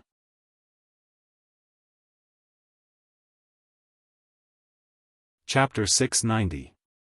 The tense atmosphere at the Yinjiao plantation didn't affect the other side of the flaming river. Even though they couldn't see the Yinjiao plantation from the flaming river, they could still see the strange movements in the sky. The flock of birds there was too eye-catching. Some people who came to see the flaming river bridge were arguing with the Yanjiao soldiers guarding the bridge. They came all the way here just to take a look at the bridge and personally experience what it felt like to be built by a king beast. However, the Yanjiao people didn't let them pass. If they didn't let them get on the bridge, what was the point of coming all the way here? Threats and promises were useless to the Yanjiao soldiers guarding the bridge. No matter what you said, their attitude was firm. As long as you weren't a Yanjiao, you weren't allowed to take a single step onto the bridge. Even though the soldiers guarding the bridge didn't stay at the headquarters to participate in the harvest, they knew that no outsiders were allowed to disturb them. These people said they were going to take a look at the bridge, but who knew if they would run straight to the Yanjiao headquarters? Their chief had already said this morning that no one who wasn't a Yanjiao was allowed to take a single step forward. More and more people from other tribes gathered around. The leader of the expedition team looked at the people behind him, then looked at the Yanjiao soldiers guarding the bridge. In terms of numbers, they had already outnumbered the Yanjiao soldiers. Why don't we just use force? From time to time, there were some noises from the crowd, increasing the tension in the air. You think you can stop us? If you don't let me see, then I'm going to see. The crowd pushed forward and the people in front couldn't help but take 2 steps forward. The Yanjiao soldiers guarding the bridge immediately pointed their blades and spears at them. Most of the people in the expedition team weren't good people. They were already very impatient when the Yanjiao people didn't let them onto the bridge. They didn't believe in the exaggerated rumors about the Yanjiao people. Other than coming here to see the legendary bridge, they also wanted to test how capable the Yanjiao people were. Everything was just one step away, and the push from behind just now had become the trigger for the situation to explode. Just as the chaos was about to erupt, a loud bang suddenly came from above Yanjiao's headquarters. When they looked up, they saw a bloody explosion in the sky. The bloody scene extinguished the flames of anger in their hearts, and they all stopped what they were doing. Even the Yanjiao soldiers guarding the bridge turned their heads to look. They didn't know what had happened over there, but from the looks of it, it should be something good. After all, those that had exploded into a bloody mist were the flock of birds that had come to snatch the grains. What is that? Someone asked in a trembling voice. I don't know. I heard that it's the territory of the Yanjiao tribe. What happened in Yanjiao? I keep having the feeling that there's something scary over there. The person who spoke even shuddered. He wasn't the only one. Everyone else had the same feeling. After all, those who could join the expedition team and reach here safely were definitely not weak. The people who gathered around stopped clamoring to get on the bridge. Yanjiao seemed to be very dangerous, so they decided to observe the situation first. The guards looked at the headquarters worriedly. From here, they could only see the mountains at the headquarters and the surrounding forest. They couldn't see what was happening in the fields, so they couldn't leave. They could only pray in their hearts that everything would go smoothly over there. At the back of the crowd, a few people exchanged glances. They saw the surprise in each other's eyes, and they changed their plans at the last minute. Like the Chonglis, they also came from the other side of the sea, but they weren't as fast as the Chonglis. They originally planned to use these curious people to distract the Yanjiao guards so that they could sneak in with the others and take a look at the Yanjiao tribe.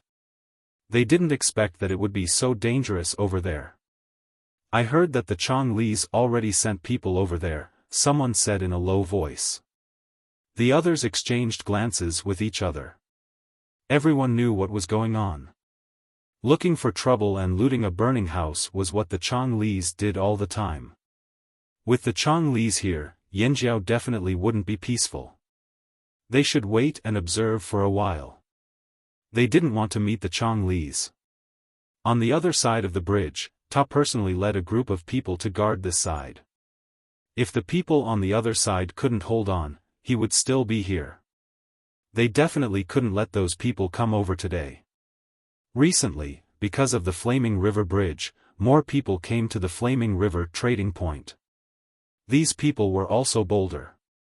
Some even wanted to test Yanjiao directly. How troublesome. The mission here was also very important, but Ta was also worried about the fields. Perhaps the others didn't know, but as one of the two leaders of Yanjiao, Ta knew about the bat leader. Because of this, he was even more worried. At the same time, above Yanjiao's fields, the bloody mist gradually dissipated. The surroundings were filled with broken feathers and bone fragments. The birds were either shot down, killed, or sucked dry. Their corpses fell to the ground one after another. While the Flaming Horn tribesmen were busy dealing with the stealing birds and the bat leader was chasing after the birds, two shadows suddenly dashed towards the Flaming Horn's farmland. They were running towards the 1,000-grain gold. Watch out! Be careful! The person who shot the birds shouted when he noticed the intruders in the air. Just as the Flaming Horn tribesmen drew their bows, a large black shield opened up above the figure that flew past them. The shield spun rapidly. This was the Chong-Li's shield made of gum. It was much lighter than metal and stone. They usually disassembled this shield into multiple pieces and only put it back together before a mission. The person behind the shield started to transform. Totem patterns appeared on his face and arms. Especially the arm that was holding the shield, it immediately swelled up. His muscles tightened, and green veins protruded. He held the two black shields firmly in each hand. The two people holding the shields were indescribably excited. Every time they were on a mission, they would feel this way. This kind of tense and exciting atmosphere made them so excited that they couldn't help but shout. Tuck tuck tuck. The arrows were blocked by the black shield. The arrowheads pierced into the shield, but they didn't bounce back or pierce through. They were stuck there. In order to save arrowheads, the Yanjiao people used wooden arrowheads when shooting ordinary birds. For larger birds, they used stone arrowheads. Only birds like ferocious beasts would use metal arrowheads. The Chong-Li's people came so suddenly that the people holding the bows didn't have time to change the arrowheads. Therefore, the first batch of arrows were all made of wood. The arrowheads were stuck on the two black shields. There were also people who used stone arrowheads in order to shoot down the larger birds. In that instant, they also attacked, but the arrows they shot out were also unable to break through the strange black shield. They were also stuck on the shield, neither bounced off nor penetrated. The two figures holding the black shields became like hedgehogs in an instant. However, they didn't really hurt the people and birds behind the shields. Ao also intended to attack, but he saw another figure further away in that direction. The bat leader was sucking the blood of a ferocious bird. If he attacked, if he missed the target, the spear was likely to go directly to the bat leader. If he angered the bat leader, would it change its target to people on his side? However, because of that little bit of hesitation, Ao lost the chance to hit the target. It was very difficult for him to hit the target again. The chance was gone in a flash. Just as the two people behind the black shield were feeling complacent, a long spear with a green tip pierced through the air towards one of the shadows. The cyan spearhead fiercely stabbed into the black shield. The sharp tip of the blade pierced through the shield, and a part of the impact spread along the shield during the collision. The dense number of arrows stuck on the black shield were instantly shattered. Apart from the arrowheads that were still stuck on the shield, many of the arrowheads had already been shattered, and scattered. The spear that pierced the black shield didn't stop moving forward. The strong impact continued to push the spear forward and break the shield. At that moment, the person behind the black shield felt as if time had stopped. His pupils shrank because of the sudden shock. He could even hear the sound of friction between the spear and the shield. The place where the shield was broken seemed to be scorched by the high temperature. If the shield was of any other color, there might be a circle of scorch marks on the place where the spear broke through. There seemed to be a burning air entering his nose. The person behind the shield saw the blue spear that reflected the cold light getting closer and closer to him. He didn't even have time to react. It was too late. He didn't think. Fortunately, the spear brushed past his forehead in the end. At the same time, his hands that were holding the black shield, under the impact of the spear, seemed to have been attacked by the claws of a ferocious beast. Lacerations appeared on his hands, extending from the web between his thumb and index finger to the top of his arms. Blood spurted out from these wounds like arrows of blood. His whole body was also brought back and fell off the back of the long-winged bird. The hands that were holding the two black shields also loosened. The long-winged bird below him also lost its balance. It rolled down a few times before flying away in panic. It didn't stop even after taking an arrow to the butt. And the person who fell off the back of the long-winged bird was caught by his companion in the next moment and carried to the back of another long-winged bird. The person who was rescued stared blankly at the arm in his hand, then looked at the spear that fell with the shield. He couldn't help but swallow a few times. Just now, both of his arms were almost shaken off. What terrifying strength! And because they wanted to save him, the person who originally planned to create a diversion was exposed in advance. There's still someone else. They still have companions. However, just as everyone's attention was on the two people who came later, two more figures rushed in when no one was paying attention. They didn't directly rush into the center, but at the border, through the gaps exposed by the guards, they quickly flashed past. As they flew past, the person on the long-winged bird's back shook his arms. His originally normal arms shrunk in an instant, becoming as small as a child's. His sleeves fluttered in the wind, outlining the clear outline of his arm bones. He swung his arms slightly, and as the long-winged bird flew past, his outstretched fingers became as slender as hooks. He grabbed at the air, and with a flick of his arm, he scooped up a bag full of 1,000-grain gold that was held by a Yanjiao warrior. The place where the Yanjiao warrior had grabbed the bag was cut open, leaving only a piece of animal skin in his hand. The bag was taken away. After the attack, the person pulled up. The Yanjiao warrior didn't have time to do anything else. He could only watch as the person left. Some 1,000-grain gold still fell from the opening of the animal skin bag that wasn't tied tightly. The same thing happened in another part of the 1,000-grain gold field.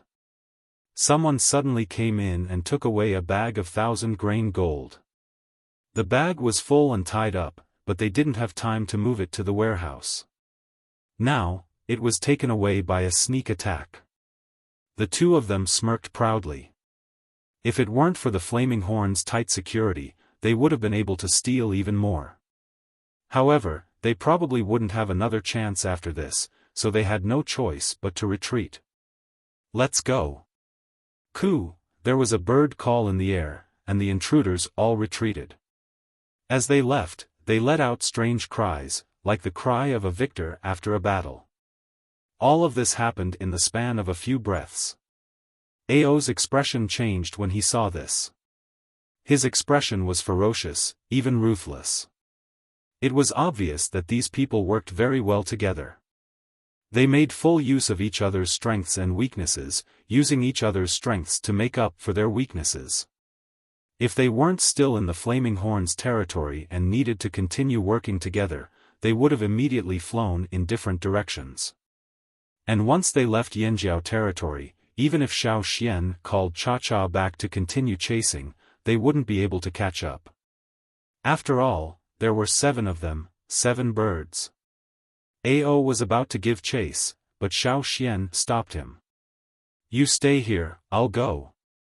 Between Ao and Xiaofan, one of them had to stay behind. After all, the harvest wasn't over yet, and there might be other variables. Someone had to stay here to watch over things. After hearing Xiaofan's words, Ao reluctantly stopped.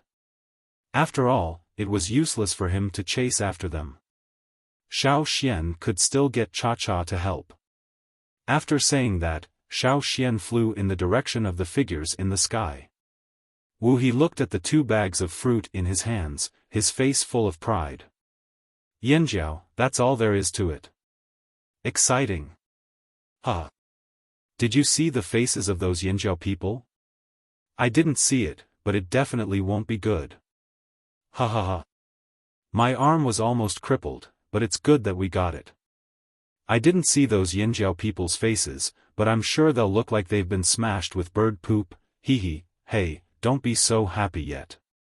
There's someone chasing after us. Someone beside Wu He interrupted the laughter of the others. Wu He looked down. There weren't many trees here, and he could see the person running through the trees. Seeing that the person was running so fast, and the distance between them was quickly closing, Wu He's eyes flashed with surprise. However, he didn't stop smiling. Instead, he said with some interest, "That's Yanjiao's great elder." "What, that's the kid? Isn't Yanjiao's great elder an old man?" Someone didn't understand. Most of the elders they had seen before were middle-aged and elderly. "Don't worry about him. That kid can't fly." Wu He didn't care.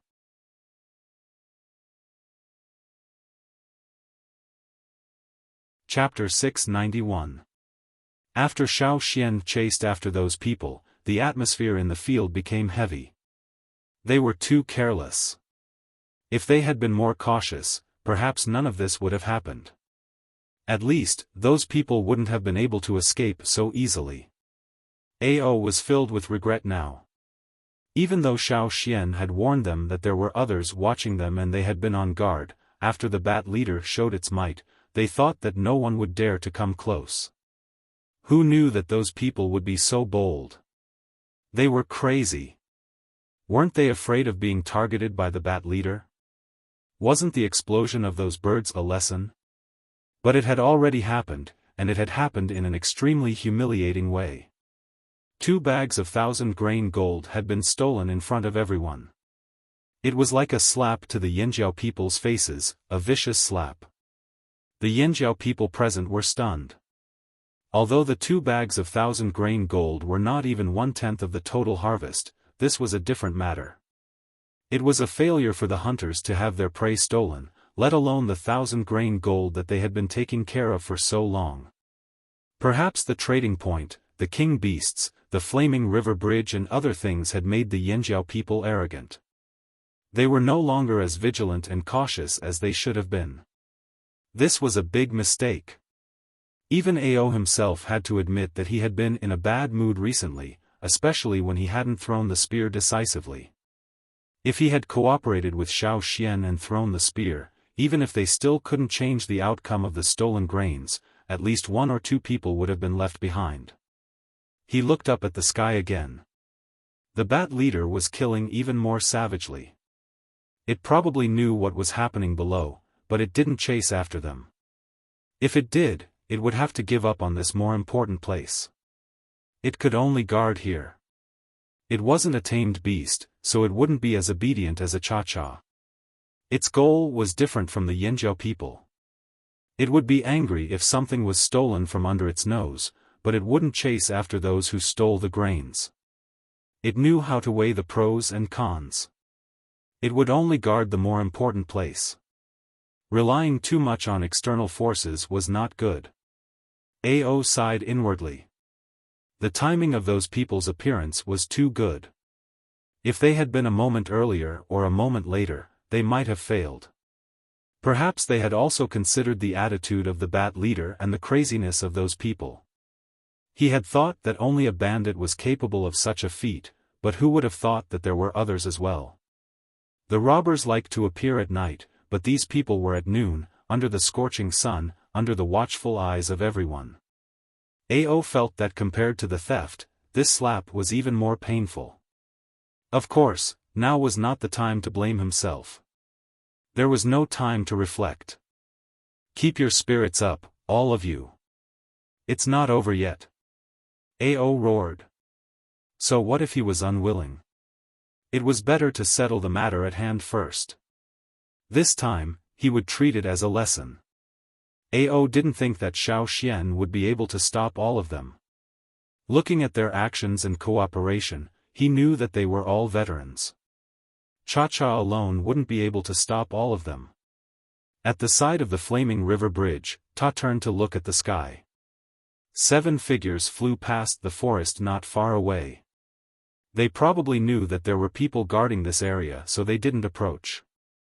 Instead, they continued to fly upstream. Although they were a little far away, with Ta's eyesight, he could still roughly see them. He looked at the familiar animal skin bag, then at the plants that fell from time to time. He couldn't hold back his anger anymore. Someone actually stole the 1,000-grain gold. Ta also noticed Xiaofan's tracks. Xiaofan was chasing after those people. He moved his feet. He wanted to chase after them personally, but when he saw the people on the other side, he paused. He raised his hand and pointed at the people beside him. "You guys follow them and see." The foreign tribesmen on the other side of the flaming river couldn't see what was going on because they were further away. They were still discussing what was going on. But soon, they saw it. On the other side of the river, where the Yanjiao headquarters were, there were people riding birds in the sky. It looked like they were planning to cross the river. The people behind the crowd saw this and understood. Weren't those the Chonglis? From the looks of it, did they succeed? To be able to steal from Yanjiao's headquarters, the Chonglis were indeed powerful. If that was the case, Yanjiao could only admit defeat. In the sky, after Wuxi's group of 7 snatched the 2 big bags of grains, 2 of the long-winged birds were severely injured and their flight was affected. They were also carrying arrows. The other 2 long-winged birds carrying the animal skin bags couldn't fly high because of the heavy load. Flying high took a lot of energy. Wuxi's group also had a severely injured person. The long-winged birds were even more tired because they were carrying 2 people at the same time. Although the snatching was short, it took a lot of energy. Especially the 7 long-winged birds. They were under a lot of pressure. Even if the giant bat wasn't a king beast, it was more of a threat to them than the king stoneworm because bats could fly. They had finally completed the mission under a lot of pressure. Now that they relaxed, they felt very tired. To conserve energy and for the 7 of them to work together better, the 7 birds didn't fly too high. Of course, that was only compared to their usual height.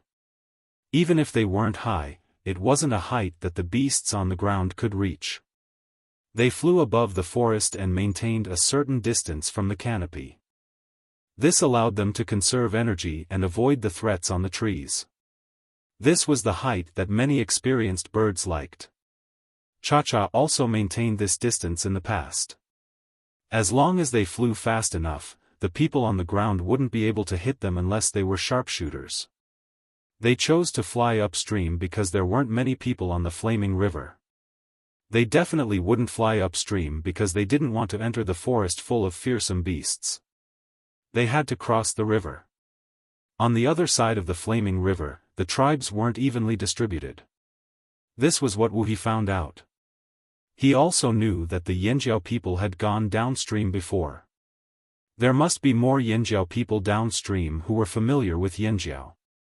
If they flew there, they would be watched. But upstream was different.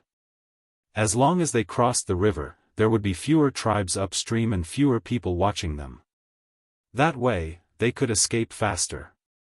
We're already out of Yanjiao territory. If we continue forward, we'll be in the forest full of fearsome beasts. Let's cross the river. Wuxi said. The others didn't object. They signaled for the long-winged birds to change direction and prepare to cross the river. Once we cross the river, we'll split up. Wuxi said. Suddenly, his eyelids twitched. What's wrong? The others saw this and looked around nervously. They didn't see any suspicious flying objects in the sky. They didn't see the giant bat, because they didn't see the giant mountain eagle that they were supposed to meet either. But that kid was still following them closely. Anything out of the ordinary? Wu He asked. Other than that kid still following us, we don't see any other threats. The others looked around again and said with certainty. That's good. Wu He felt that he was probably overthinking things because he was too nervous. He didn't underestimate Xiaoxian. As the Grand Elder of the Yanjiao tribe, someone who could lure the king beast away, he must be special. However, the main reason why Wu He didn't think much of him was because Xiaoxian couldn't fly. Even the king beast that was causing a ruckus outside the Flaming River trading point couldn't do anything to them in the air. Without the giant mountain eagle's help, what could the Grand Elder of Yanjiao do at a time like this? Not even a fart. Wu He poked his head out and looked at the people below who hadn't given up yet. He then looked at the Flaming River that was getting closer and closer. The smile on his face grew wider and wider. They were already here and that guy didn't have an eagle to help him. There was no bridge here either. How was he going to cross the river? There were many big, vicious fish in the river. Let's see how you're going to catch up. The river was getting closer and closer. The 7 long-winged birds were no longer paying attention to the people below. Among the 7 of them, only Wu He was still staring at the people below. Just as the 7 long-winged birds were about to fly into the river, the people in the forest jumped out and jumped high into the air. Seeing this, Wu He couldn't help but laugh. You think you can fly just because you jump high? Do you think you can fly? But soon, Wu He couldn't laugh anymore. Whoosh, there was a sound like a strong gust of wind. A blazing flame rose from Xiaoxian's body. A strong gust of wind swept up from below. The wind fanned the fire and it soared into the sky. In the blink of an eye, the flames gathered together and formed a giant that suddenly stood up in the air. A strong sense of oppression seeped out and filled the air. The rapidly rotating gust of wind made the figure formed by the flames blurry.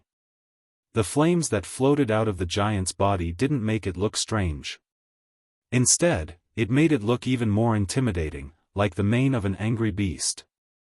The 7 Chonglis who were closest felt it the most. They had never felt such pressure before. Such a majestic aura seemed to be able to crush people. The flame giant was almost at the same level as them. They couldn't see its eyes, only its silhouette. But Wu He and the others had an illusion that the giant's eyes were staring at them. Wu He could only feel the bones in his body creaking. The other 6 people's faces also changed. Fear, panic, helplessness. Their fingers were trembling and they felt like they were about to suffocate. The 7 long-winged birds even forgot to flap their wings. Everything was out of their control. There was an unexpected obstacle. And just at the instant when they were stunned, the flame giant moved. It raised its palm and pressed down, as if it was swatting away flies, slapping over. The blazing gust of wind carried an irresistible force. It didn't give Wu He and the others any time to react. They could only watch as the giant palm slapped down. The people who were watching from the other side of the bridge gasped when they saw this scene. Their mouths were agape and their eyes were wide open. Their jaws were about to fall off. What the hell was that? They only saw a giant made of flames suddenly appear, and then, with a palm, those people in the air were slapped down. Just like that, it slapped them down.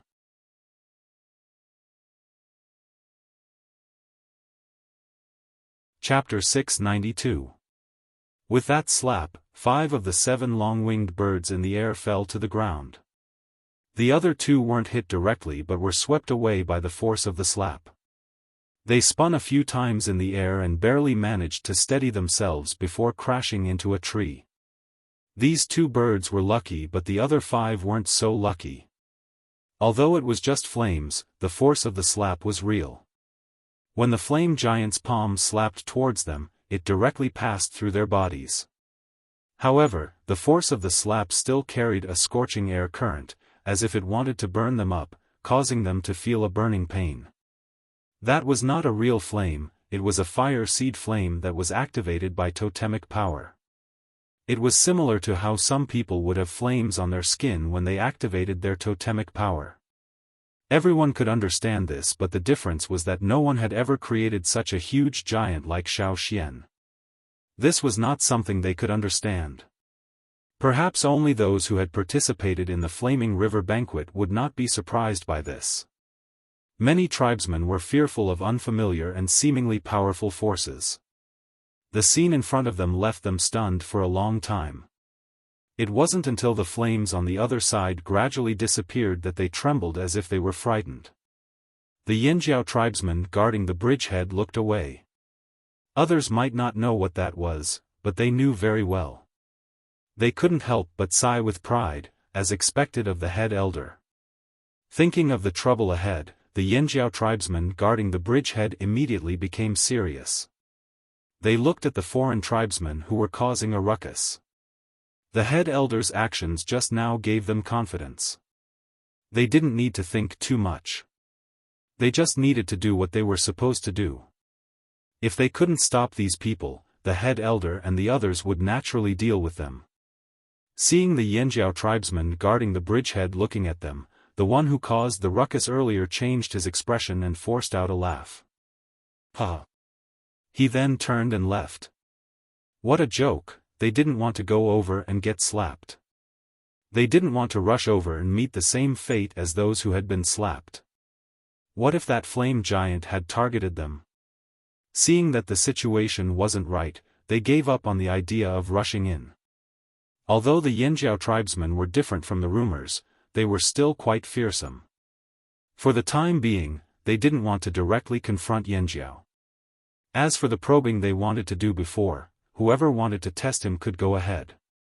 In any case, they did not intend to continue. Let's go to the Flaming River trading point and see if there's anything good there. Don't go back empty-handed. But boss, aren't we going to take a walk on the Flaming River Bridge? Someone asked. When the Yinjiao issue is resolved, there should be a chance. The Flaming River Bridge was secondary now. The most important thing was that their evaluation of Yinjiao had increased by another level. They knew what kind of attitude they should have towards different tribes. Since the troublemakers had left, the others were also scared and naturally wouldn't continue to stay here. The people at the back of the crowd glanced at the direction where the flame giant had appeared before they left. Since the Changel people had been beaten down, the Yinjiao people definitely wouldn't let them leave. They might even kill them and rob the Yinjiao people of their belongings. The Yinjiao people definitely wouldn't let them live. Fortunately, he didn't act rashly. The few of them looked at each other and saw the relief in each other's eyes. Forget it, it was better to observe for a while longer. They wouldn't go to the Yinjiao headquarters. They didn't want to follow in the footsteps of the Changel people. On the other side, Xiaofan walked towards the 5 people who had been slapped down. 2 people had left in the sky. He didn't chase after them, nor did he use the bone ornament to summon the flame giant to stop them. The 5 Changel people and the 5 long-winged birds all felt terrible after being slapped down from the sky. Especially those who were already injured. Even though the one who was heavily injured was cushioned by the long-winged bird, he still fainted from the fall. The branches that had been broken by them struggled for a while before finally falling down. One of the Changel people who was groaning in pain was suffocating. His face was red and he seemed to want to cough, but he couldn't. He could only breathe with all his might. The muscles on his face were contorted from the pain. Wu He helped his companions who could still stand up. He looked at the approaching Xiaofan cautiously. His gaze lingered on the green broadsword in Xiaofan's hand for a while. The broadsword had a strong murderous aura. Even if it wasn't used to kill people, it must have slaughtered many ferocious beasts. Now, Xiaofan's broadsword was pointed at them. Some of the people who had been slapped down had their legs broken. Some had even fainted. It was impossible for all of them to leave safely. Whoosh, whoosh, whoosh, someone was quickly approaching from the forest. First Elder. The people sent by Ta to help had also arrived. Looking at the 5 strangers, a fierce light flashed in their eyes. They walked towards them with murderous intent. However, they didn't attack immediately. Instead, they looked at Xiaoxian and waited for Xiaoxian to speak. "Tie them up," Xiaoxian said. "Huh?" The people who had already drawn their axes and were thinking about how to chop them up were stunned when they heard Xiaoxian's words. They didn't understand what Xiaoxian meant, so they asked, "Chop them up first, then tie them up?" "No. Keep them alive." Hearing Xiaoxian's words, Wu He and the others breathed a sigh of relief. They had already been injured when they were fighting for Yanjiao's grains. The slap and fall just now had added to their injuries. Even Wu He, who was slightly injured, couldn't perform at half of his usual level, let alone those who were seriously injured. However, the Yanjiao people were different. Not to mention Xiaoxian, who had slapped them down, had other tricks up his sleeve. Even the Yanjiao warriors who came later would have a hard time defending themselves. This was Yanjiao territory. Wu He and the others had planned to fight to the death, but when they heard Xiaoxian say to keep them alive, they were overjoyed. They didn't want to fight recklessly anymore. As long as they could survive, the 2 who left would definitely call for reinforcements. Why? The Yanjiao warriors who came over didn't understand why the first elder wanted to keep these people alive. In the past, they would just kill them directly. They deserved to die, just like those who robbed them. Not to mention, these people stole the 1,000-grain gold that was highly valued by the tribe. It was even more unforgivable. They should be killed and used as fertilizer. If it was anyone else who said this, they would have already complained. However, it was Xiaoxian who said this. Even if they had different opinions, they would still follow Xiaoxian's orders. They didn't have any grievances. They believed that the first elder had his reasons for doing this. Knowing that Xiaoxian didn't want to kill them, Wu He and the others gave up resisting. They were worried that fighting would make the Yanjiao angry and change their minds. If they fell this time, then so be it. The most important thing was to stay alive. Only then would they have a chance to escape. Ta quickly came over with his men. He was still worried about this place. When he saw that the people who gathered on the other side of the bridge had already left, he only left a portion of his men behind and brought the rest to chase after them.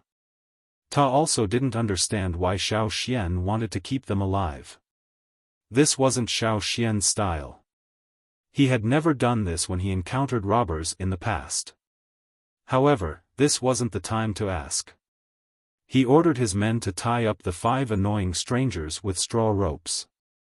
They even tied up the unconscious man and the 5 long-winged birds and brought them back. Most of the scattered 1,000-grain gold was picked up. A small portion was eaten by the birds and other animals in the forest. This made Ta even angrier. He wanted nothing more than to break the 5 men's necks. By the time Xiaoxian returned, the matter at the farmland had already been resolved. Seeing that Xiaoxian had recovered most of the lost grains and even captured the 5 robbers, Ao Inzhao's mood was much better. However, he still couldn't figure out why Xiaoxian wanted to keep the 5 men alive. He was the one who wanted to kill them. When he heard that 2 of them had escaped, Ao began to worry again. He planned to go back and discuss a defensive strategy. Those people cooperated too well, and the timing was too good. Moreover, they were from the other side of the sea. They must have other accomplices. He had to be careful. Keeping them alive is still useful. Someone will come and ransom them, Xiaoxian said.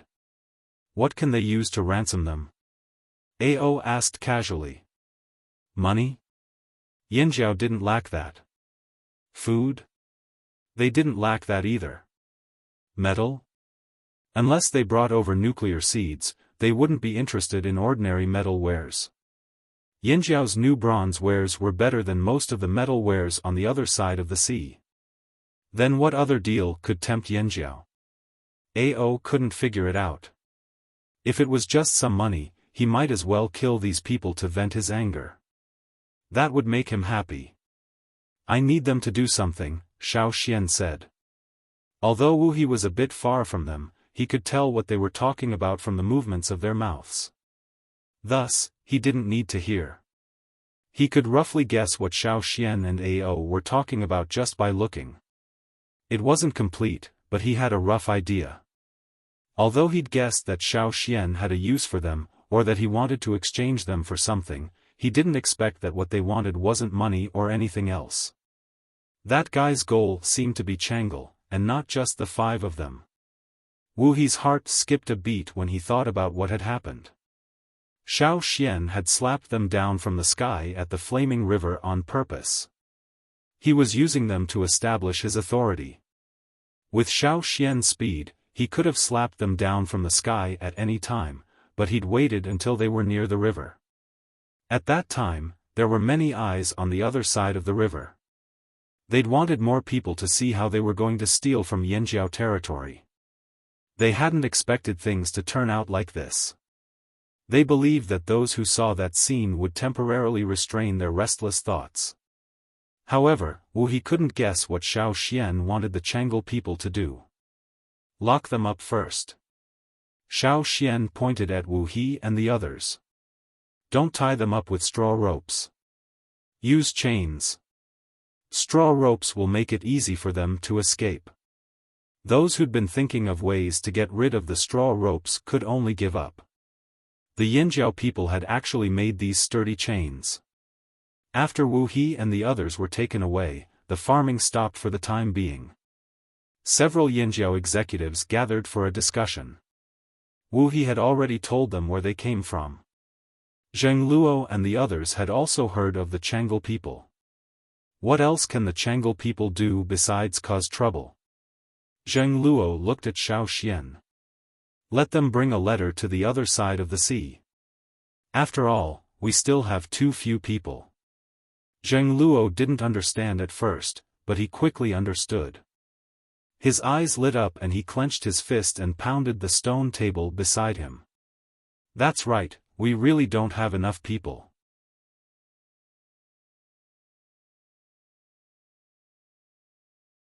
Chapter 693. Zheng Luo and Xiaofan were speaking in riddles. Ao and the rest couldn't understand them at all. However, Duo Kong seemed to have thought of something after Zheng Luo's words and his face lit up. You're saying that we should let the Chonglis send a message to the Taihe tribe? Should we persuade them to come over? Everyone understood after hearing Duo Kang's words. Even though Ao and the rest had never met the Taihe tribe before, they had heard of them. Their brothers from the other side of the sea had a lot to say about the Taihe tribe. What impressed Ao the most was that the Taihe people were good neighbors. Xiaofan said that there were too few people. Everyone understood that as the popularity of the Flaming River trading point increased, the Yanjiao tribes were starting to feel powerless. The reason was that there weren't enough people and they didn't have enough manpower. They didn't have enough reliable helpers. Once the number of traveling parties increased, it would be a fierce battle. Fortunately, because of the King Beast and Xiaofan's use of the Chonglis to establish their authority, the people who were harboring all kinds of thoughts stopped for a moment.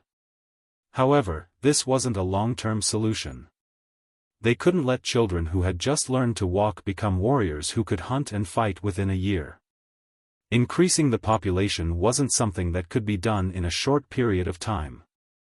As for reliable helpers, out of all the tribes that Yanjiao had contact with along the river, only the Drumming tribe could be considered reliable.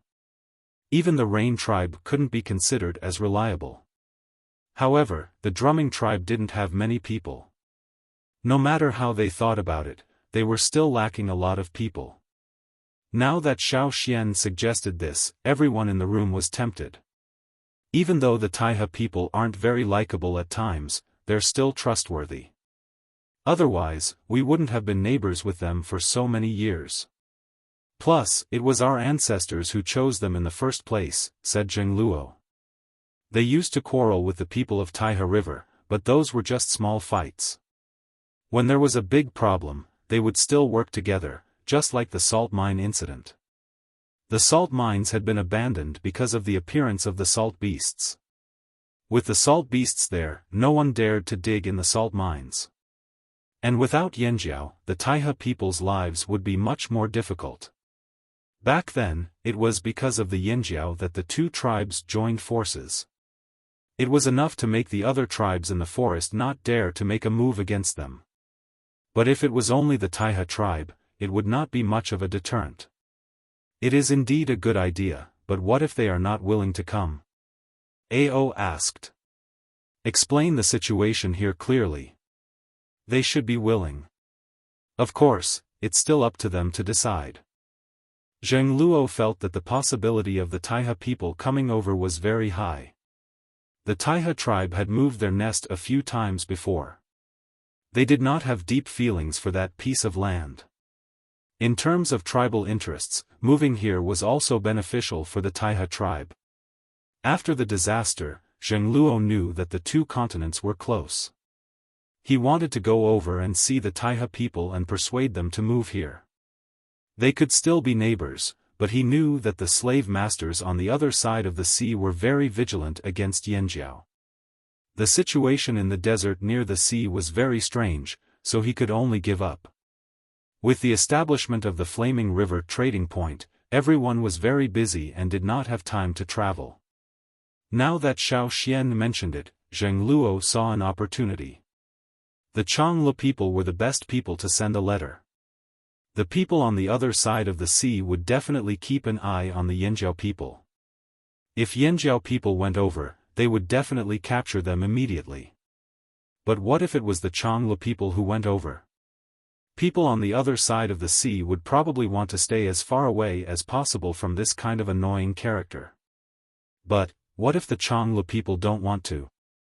Also, how can we guarantee that the Changlu people won't do anything else? This organization with a bad reputation was indeed worrisome. Although the Changlu people are as annoying as the robbers, they are different in that they value teamwork. Xiaofan said, the robbers work alone most of the time, but the Changlu people are different.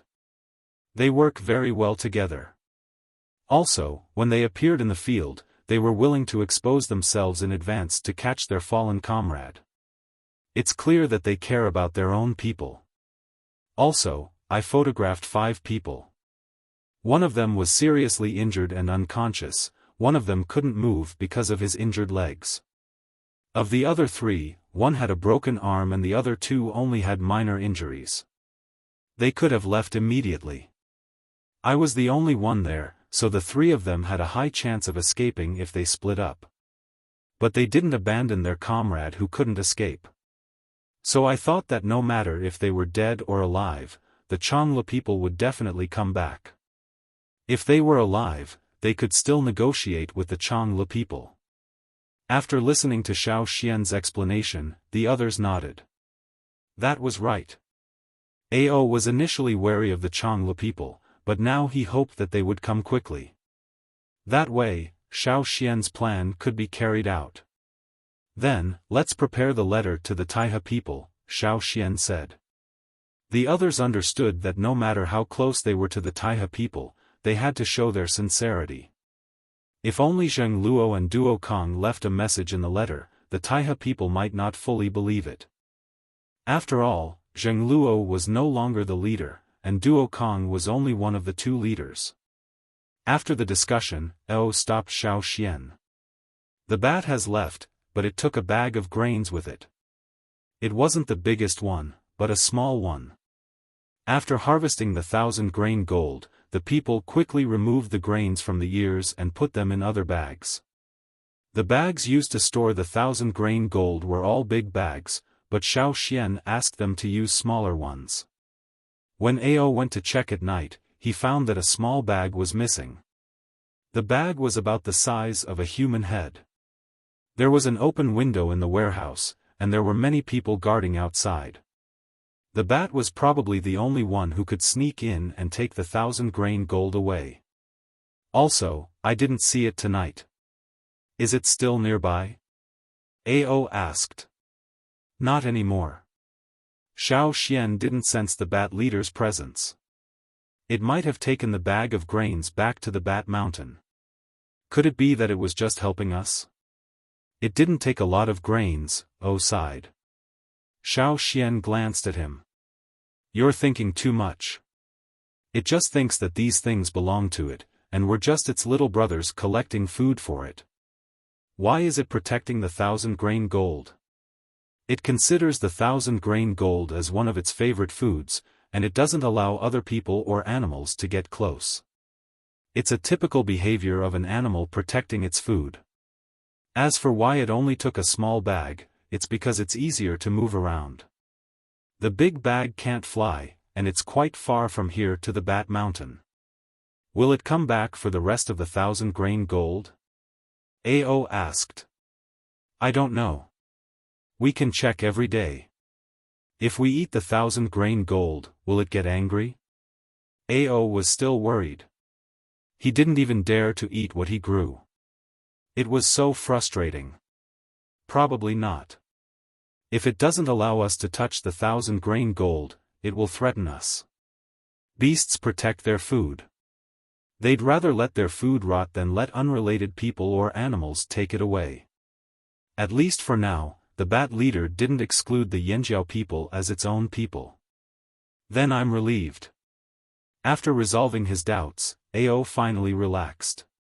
He began to prepare for the next step. He didn't know when the Chongli's people would arrive. As for Wu He's group of 5 who were locked up in the cave, they were having a hard time. The soup was cold, the meat was cold and hard, and it tasted bad. There wasn't even any dry grass on the ground, let alone animal skins. Fortunately, it wasn't too cold yet, but the temperature at night was much lower than during the day. In a place like this, they couldn't eat or sleep well. They were indeed prisoners. But as long as they had food, it was fine. Wu He and the others didn't expect the Yanjiao to treat them well. They were just waiting for someone to come and ransom them. Wu He looked at the Yanjiao people not far away from him. They were the ones guarding them.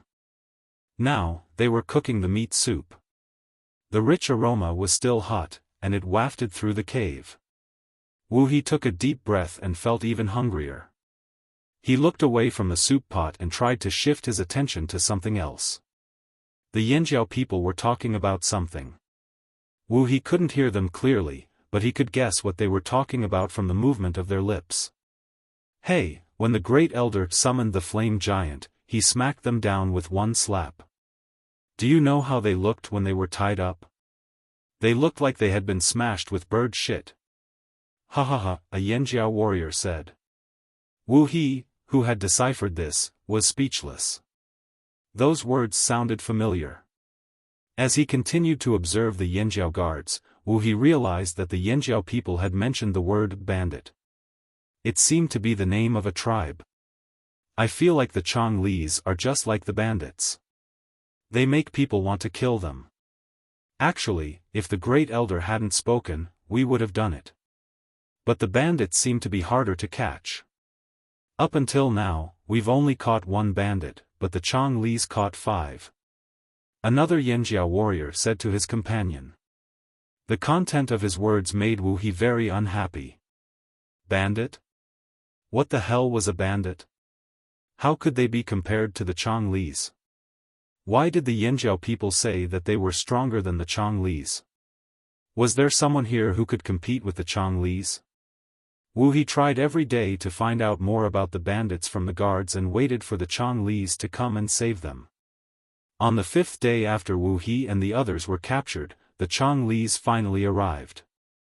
However, they weren't here in Yanjiao, but at the Flaming River trading point. They wouldn't let the Chongli's into Yanjiao's headquarters. Xiaofan took out the animal skin scroll filled with words from the mountain, rolled it up, put it in a bamboo tube, and closed it. This was the letter everyone had written over the past 5 days to their old neighbor, the Taiha tribe. Under the night sky, Xiaofan walked towards the Flaming River trading point. At the same time, he brought Wu He, whose hands and feet were cuffed, with him. To prove that these people were still alive, he had to bring a living person. Among the 5 of them, Wuhi seemed to be the core of the group. He was also in the best state of mind, so he was the most suitable person to bring along. When Wuhi heard that someone had come to save them, he was very happy. Although their mission had failed and they had embarrassed the Chonglis, when he thought about how they would soon be free from their prison, his listlessness from a few days ago was swept away and he eagerly went over.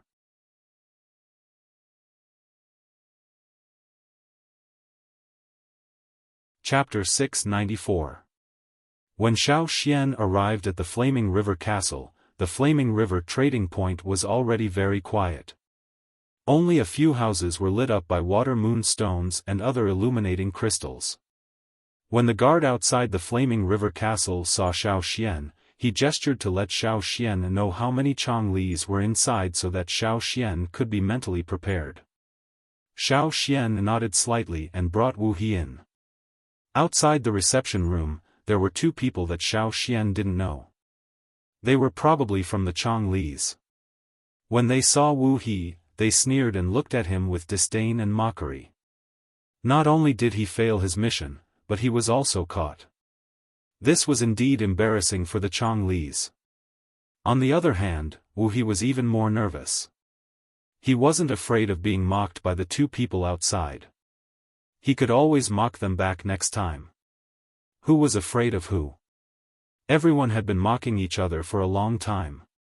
The Chonglis also compared their performance. Wuhi had always been better than the 2 people, so he didn't care about their mockery. What made him nervous was the people inside. Who would come this time? Xiaofan knocked twice on the door and opened it. Other than Zheng Luo and Duo Kong, there were 5 strangers inside. They should be the Chonglis who came after hearing the news. Before Xiaofan arrived, Zheng Luo had already talked to them once. At this time, the room was very quiet. Zheng Luo and Duo Kong seemed to be thinking about something. The 5 people didn't seem like they were going to make a sound either.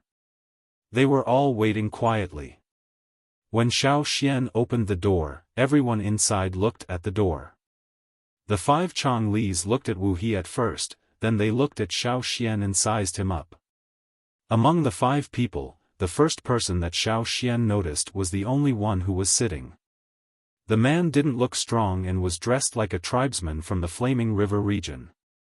There wasn't anything special about him. Behind him was a big, muscular man with a bronze hammer in his hand. He stood there like a wall, not bothering to hide his ferocious aura. If he was in a crowd, he would definitely be noticed. However, the most dangerous person was the only one who was sitting down. His body was thin, but he was like a saber hidden in a scabbard. When Xiaofan entered, the man's closed eyes slowly opened. He casually turned his head to look at Xiaofan, but the gaze in his eyes was as sharp as a blade, as if a sharp blade had been unsheathed. Xiaofan became vigilant. This person's status in Chang'e was probably extremely high. Just as Xiaofan was thinking this, Wuhi, who had been brought in, let out a howl and rushed over to kneel in front of the man. "Boss, why are you here? Are you here to save us? When can we leave?"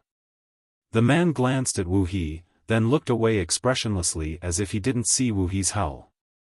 He said to Zheng Luo, "I've agreed to your request." "Where's the thing?"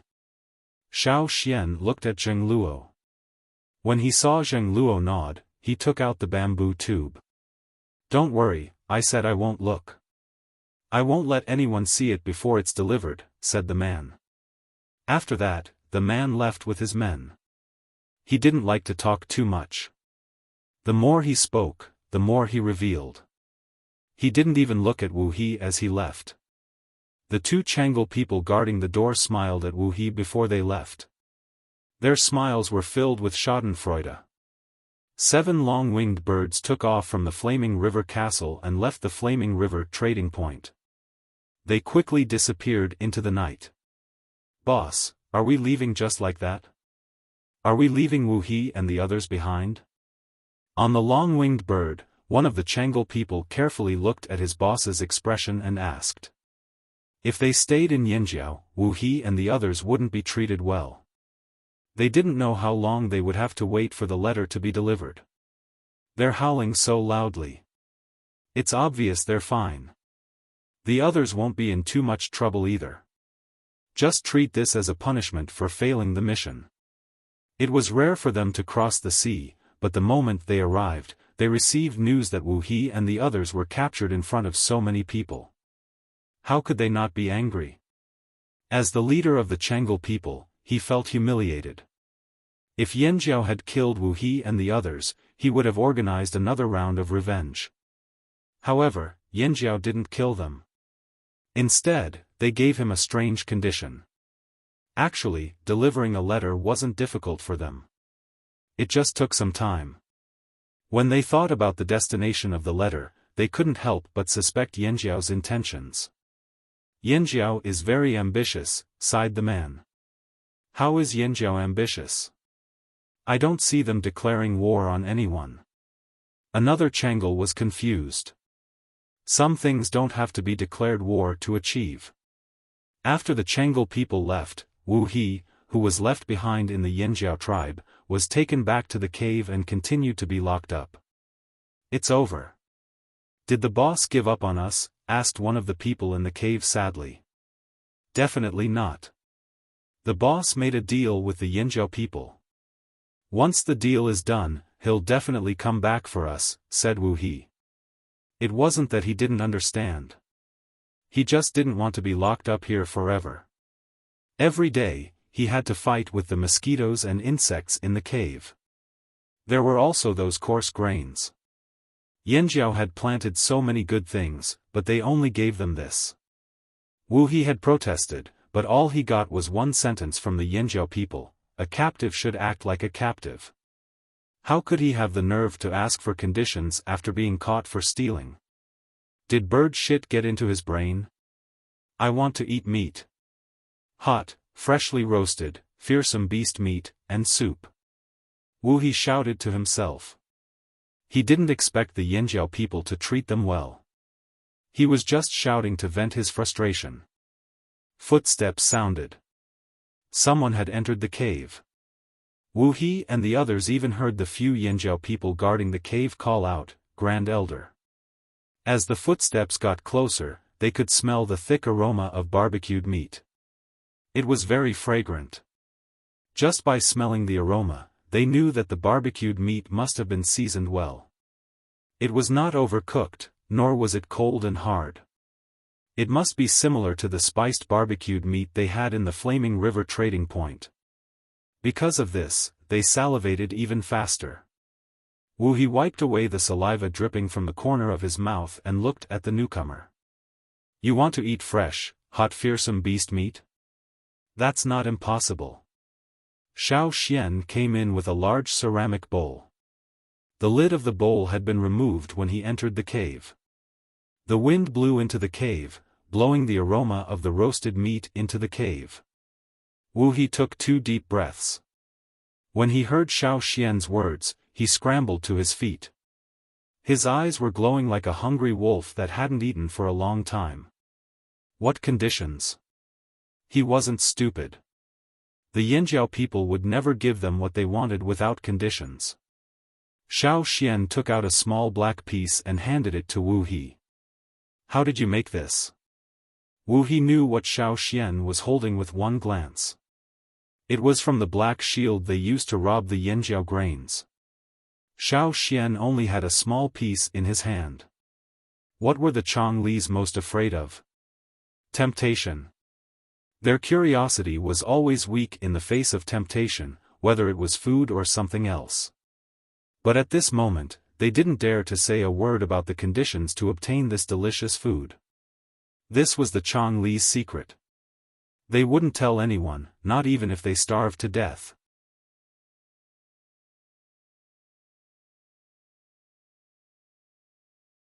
Chapter 695. Xiaofan knew that the black shield Wu He and the others were using was similar to rubber, but it was different. Rubber was not unfamiliar to the Yanjiao people. After living in the mountains for so many years, they had learned from their exploration of plants that the thick liquid of certain trees could be applied to clothes to make waterproof. They could also make waterproof shoes that wouldn't get wet on rainy days.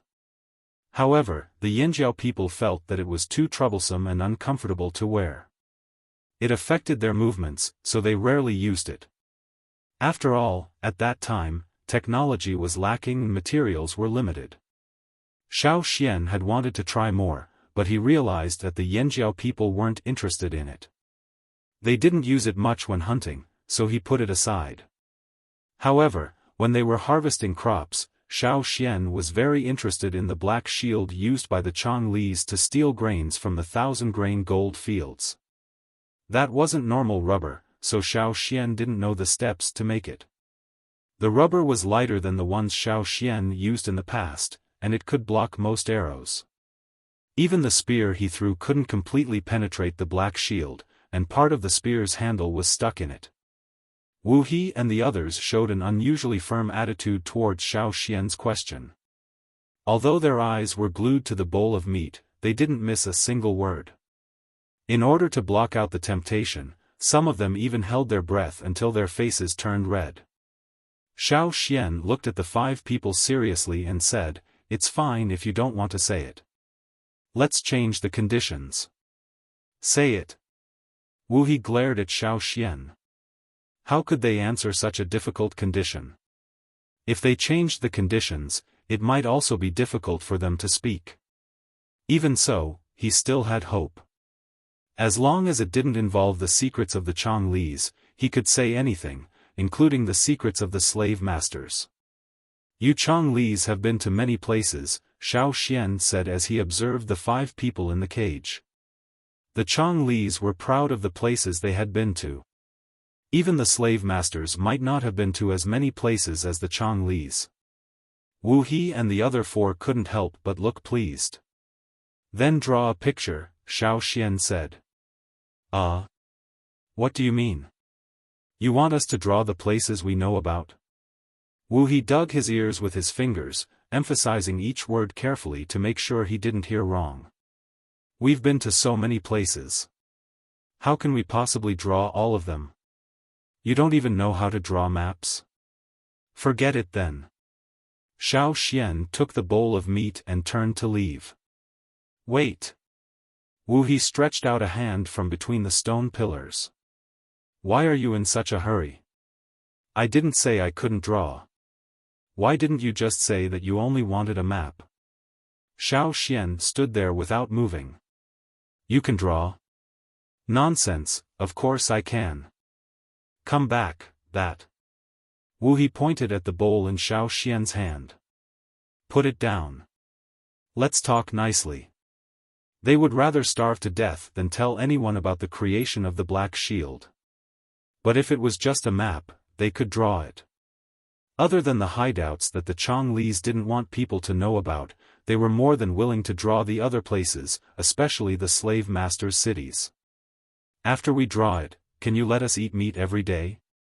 What I want you to take, don't use those things that look like burnt wood. Use good grains too. Like the ones you just harvested, those golden ones. Hey, don't go. Wait. Stop. Let's talk nicely." Seeing Xiao Xian walk out again, Wu He became anxious. The 4 people behind him wanted to beat him up. They were anxious at the side.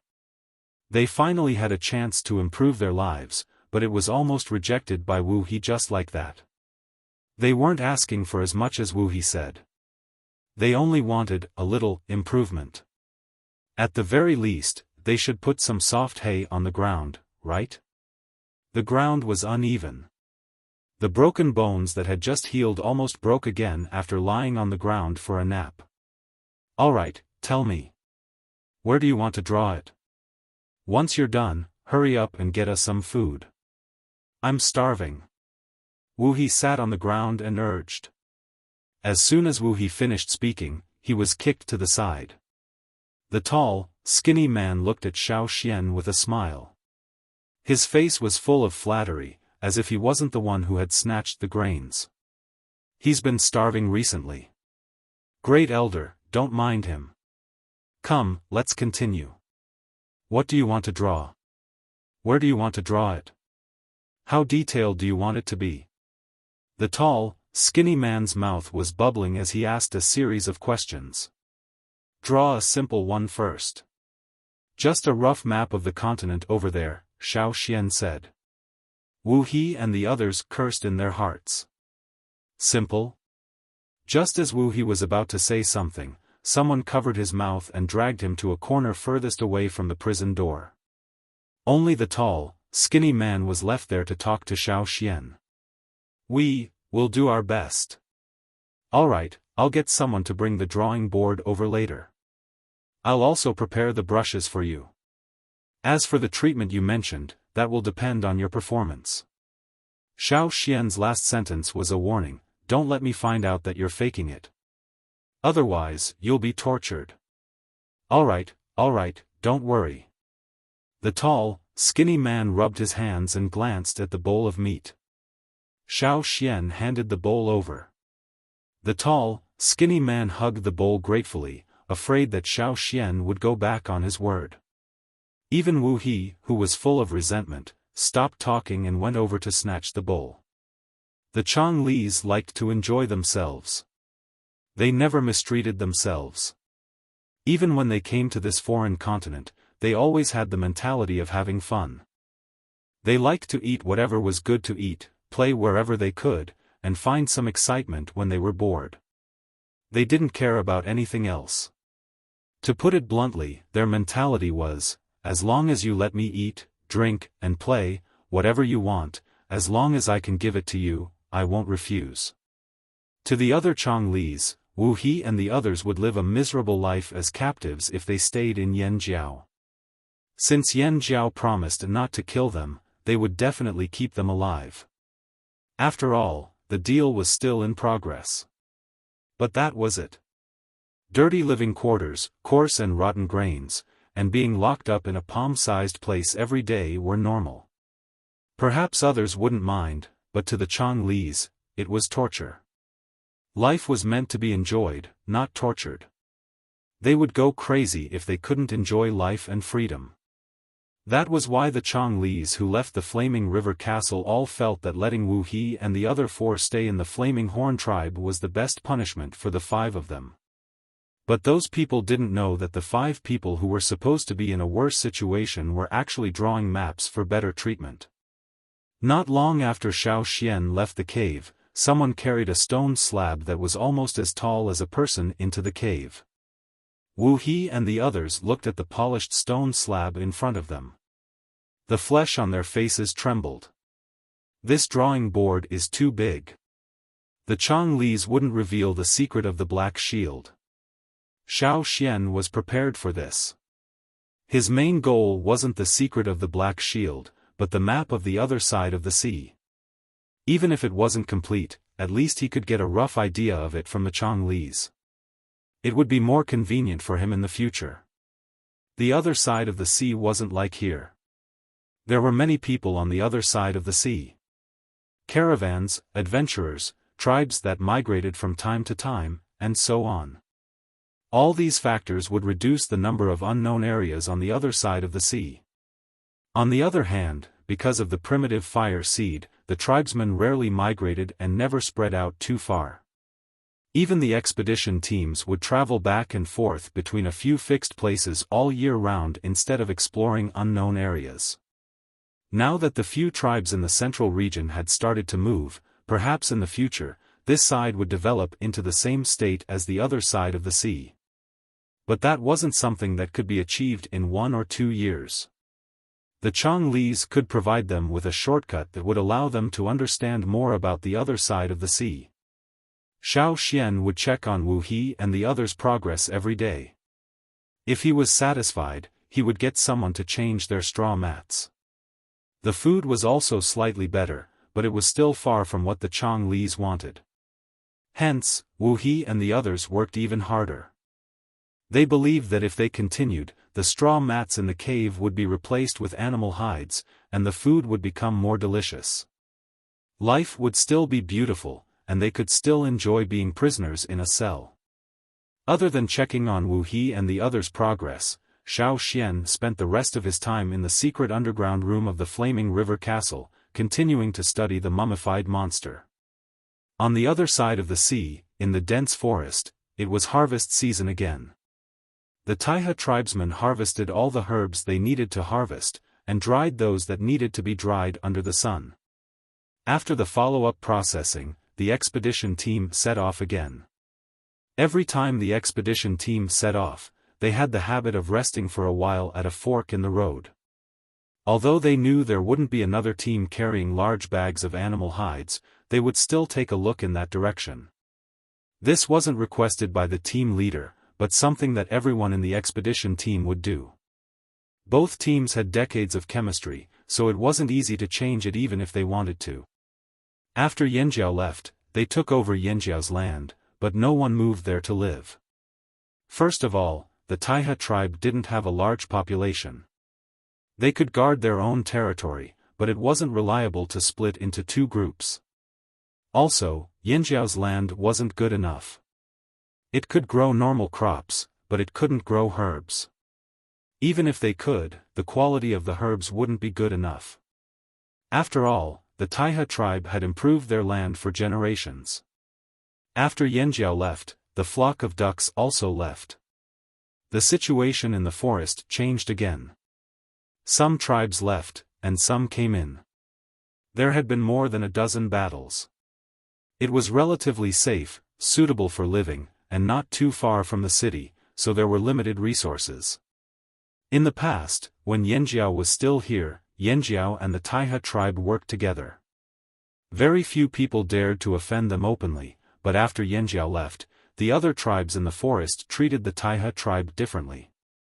The Taiha tribe wanted to find another tribe to work with, but they couldn't find one as trustworthy as Yanjiao. Even the Mountain Wind tribe, whom they had worked with before, couldn't find one. Not long ago, the two tribes had a conflict and parted on bad terms. Usually, they didn't quarrel, and the leader of the Taiha tribe's hunting team had a bad temper. Other than necessary trade trips, they didn't interact with other tribes. The shaman said that this was probably loneliness.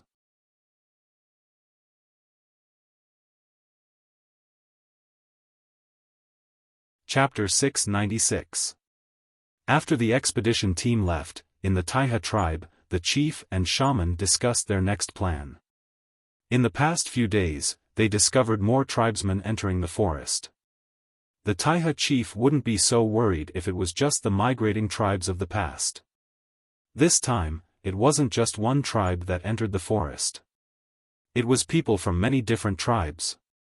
They seemed to be looking for something. When the trading team returns, we should be able to bring back some news, said the Taiha shaman.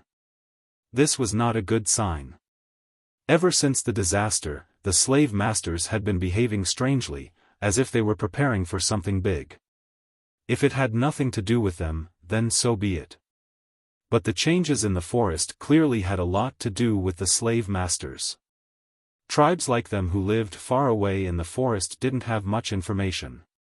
They could only speculate based on the changes in the forest. I wonder what's going to happen. The Taiha chief was worried too. Their situation wasn't good either. They were probably used to working with Yanjiao. Now they felt a lot of pressure. They could feel the greedy eyes in the forest. If it weren't for the fact that they still had some ability, a third of the herbs they'd collected over the past 6 months would have been stolen. This was why the expedition team was in a hurry to bring them out to trade after this harvest. They didn't feel safe leaving them here. It was better to trade for more. If only Yanjiao was still here. The Taiha chief sighed. He and Zheng Luo had worked together for decades. If they counted back from their ancestors, it had been hundreds of years. The Taiha shaman could only sigh helplessly. No matter how much pressure there was, they had to bear it. They couldn't always count on others. The Taiha people were not cowards. For the next few days, the Taiha chief and shaman discussed countermeasures. The more news they received about the people entering the forest, the more uneasy they felt. In less than 10 days, the number of people entering the forest doubled. Most of them were strangers. What surprised the Taiha chief the most was that they even found people from the Black Bears.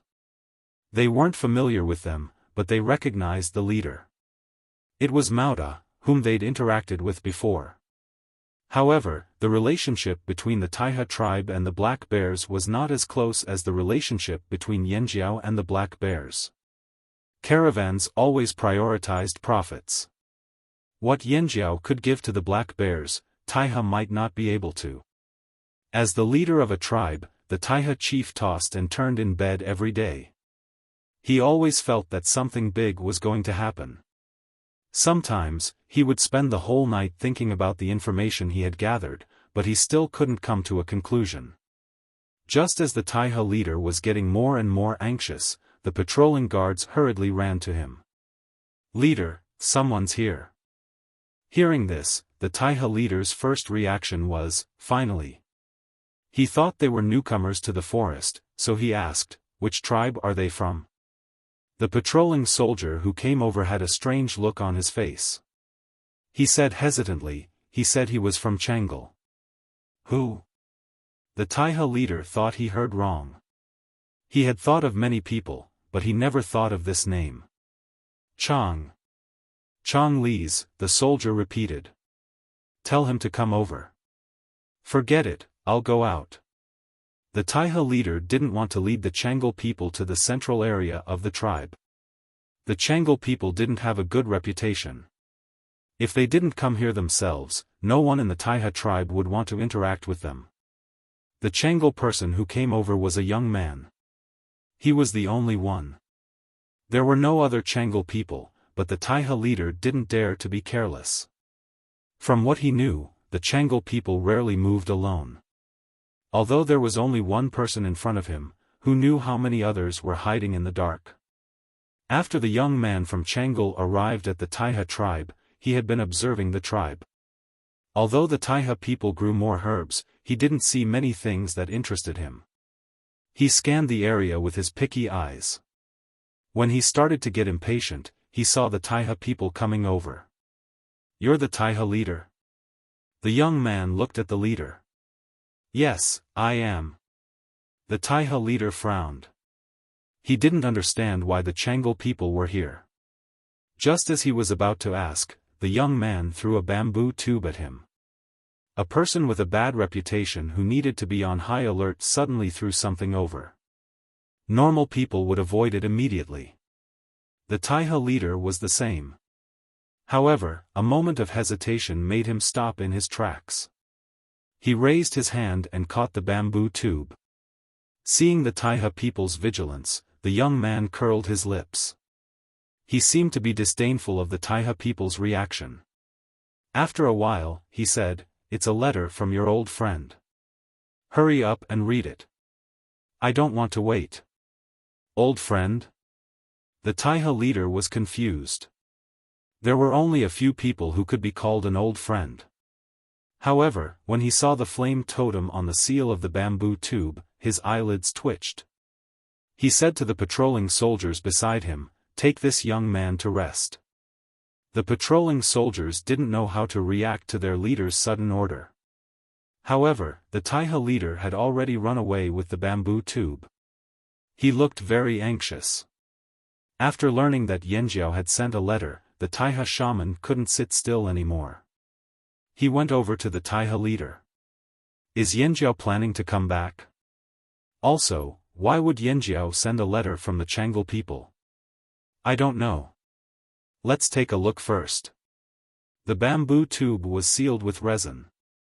If the tube was opened, the resin would definitely crack. However, since it was sealed so well, the Changle people shouldn't have peeked inside. He hurriedly opened the tube and carefully took out the animal skin scroll. After reading what was written on it, the Taiha leader was stunned for a long time. They didn't expect Yanjiao to develop so well. However, that wasn't the most important thing. The most important thing in the animal skin scroll was whether the Taiha tribe had any plans to migrate. If it was summed up in one sentence, we've already prepared the land for you. We've also given you suggestions for your future plans. Come and show off. This was still very attractive to the Taiha tribe at the moment. Migrate? It wasn't impossible. However, how would they migrate? How dangerous would the process be? How many difficulties would they encounter? They had to think about this carefully. This part of the forest was no longer safe. As time passed, more and more people would enter the forest. The Taiha leader and shaman thought about it for 3 days. During these 3 days, the traveling team came back earlier than expected and brought back a piece of news. The slave masters were indeed making a big move. Although they still didn't know what they wanted to do, from the royal city to other big and small cities, there were bounty posters. There were animals and plants on the posters. If anyone found them, the 6 noble families of the royal city would reward them handsomely. Those animals and plants were rarely seen in ordinary places, and some of them had never even been heard of. However, the conditions given by the slave owners made everyone envious. Why were there more and more people entering this forest? It was because most of those things were in the forest. Also, I heard that the slave masters might send people into the forest in the future. What should we do in the future? The leader of the traveling team was worried. If that was really the case, they wouldn't be able to live in peace. They might even encounter those people when hunting. Fighting was unavoidable. They had to be mentally prepared. They weren't interested in the bounties offered by the slave masters. They just wanted to live a peaceful life here. After hearing this news, the Taiha leader and shaman looked at each other. Their decision shifted again. The things Yanjiao wrote on the animal skin scroll were too tempting. They also showed their absolute sincerity. Instead of being troubled here, unable to hunt freely, and having to deal with unnecessary disputes, they might as well take a gamble. However, migrating the tribe was not a small matter. They had to reply first. After thinking carefully, the Taiha leader wrote a reply. He expressed his interest in Yanjiao's proposal. At the same time, he listed out the situation here and the difficulties they had to solve in order to migrate. After the Changal people left with the letter, the Taiha leader gathered everyone in the tribe. The Yanjiao people used to speak another language. Who knows it? Teach them. Everyone else, learn it. It will be useful in the future. When the Taiha's letter arrived in Yanjiao's hands again, Yanjiao had already obtained the map drawn by Wu He and the others. They discussed a solution. Xiao Xian wrote another reply and placed a universal eye in the bamboo tube. Here, there's another letter. You still want to send it? Are you fucking kidding me? The Changal's leader was unwilling. Forget it. Just kill Wu He and the others. Of course, this was completely out of anger. The Changal's leader couldn't just abandon Wu He and the others. They had already sent the letter once. The deal was half done. He wasn't willing to just give up now. However, he wouldn't personally deliver the letter this time. After all, most of the previous letters were delivered by his subordinates. He would leave the task of delivering letters to them. The Changal's leader had his own plans. He didn't want to waste time on this. Xiao Xian didn't care if the Changal's leader was the one who delivered the letter. He only cared about whether the letter could be delivered safely and whether the person who delivered the letter could continue to keep it a secret. During this period of time, many things happened on the mainland. The biggest change was, of course, the merging of the Hui tribe's fire seed. Xiao Xian could sense the changes in the fire seed. Perhaps others couldn't sense it, but Xiao Xian, Gui Zhe, and the 2 retired shamans all sensed it. This was just the beginning. Following the Hui tribe's change, the other tribes in the central region also started to experience the same changes. They had been observing the situation. The Hui tribe's success made them more determined to do so. While the ancient fire seed had its benefits, there were too many restrictions.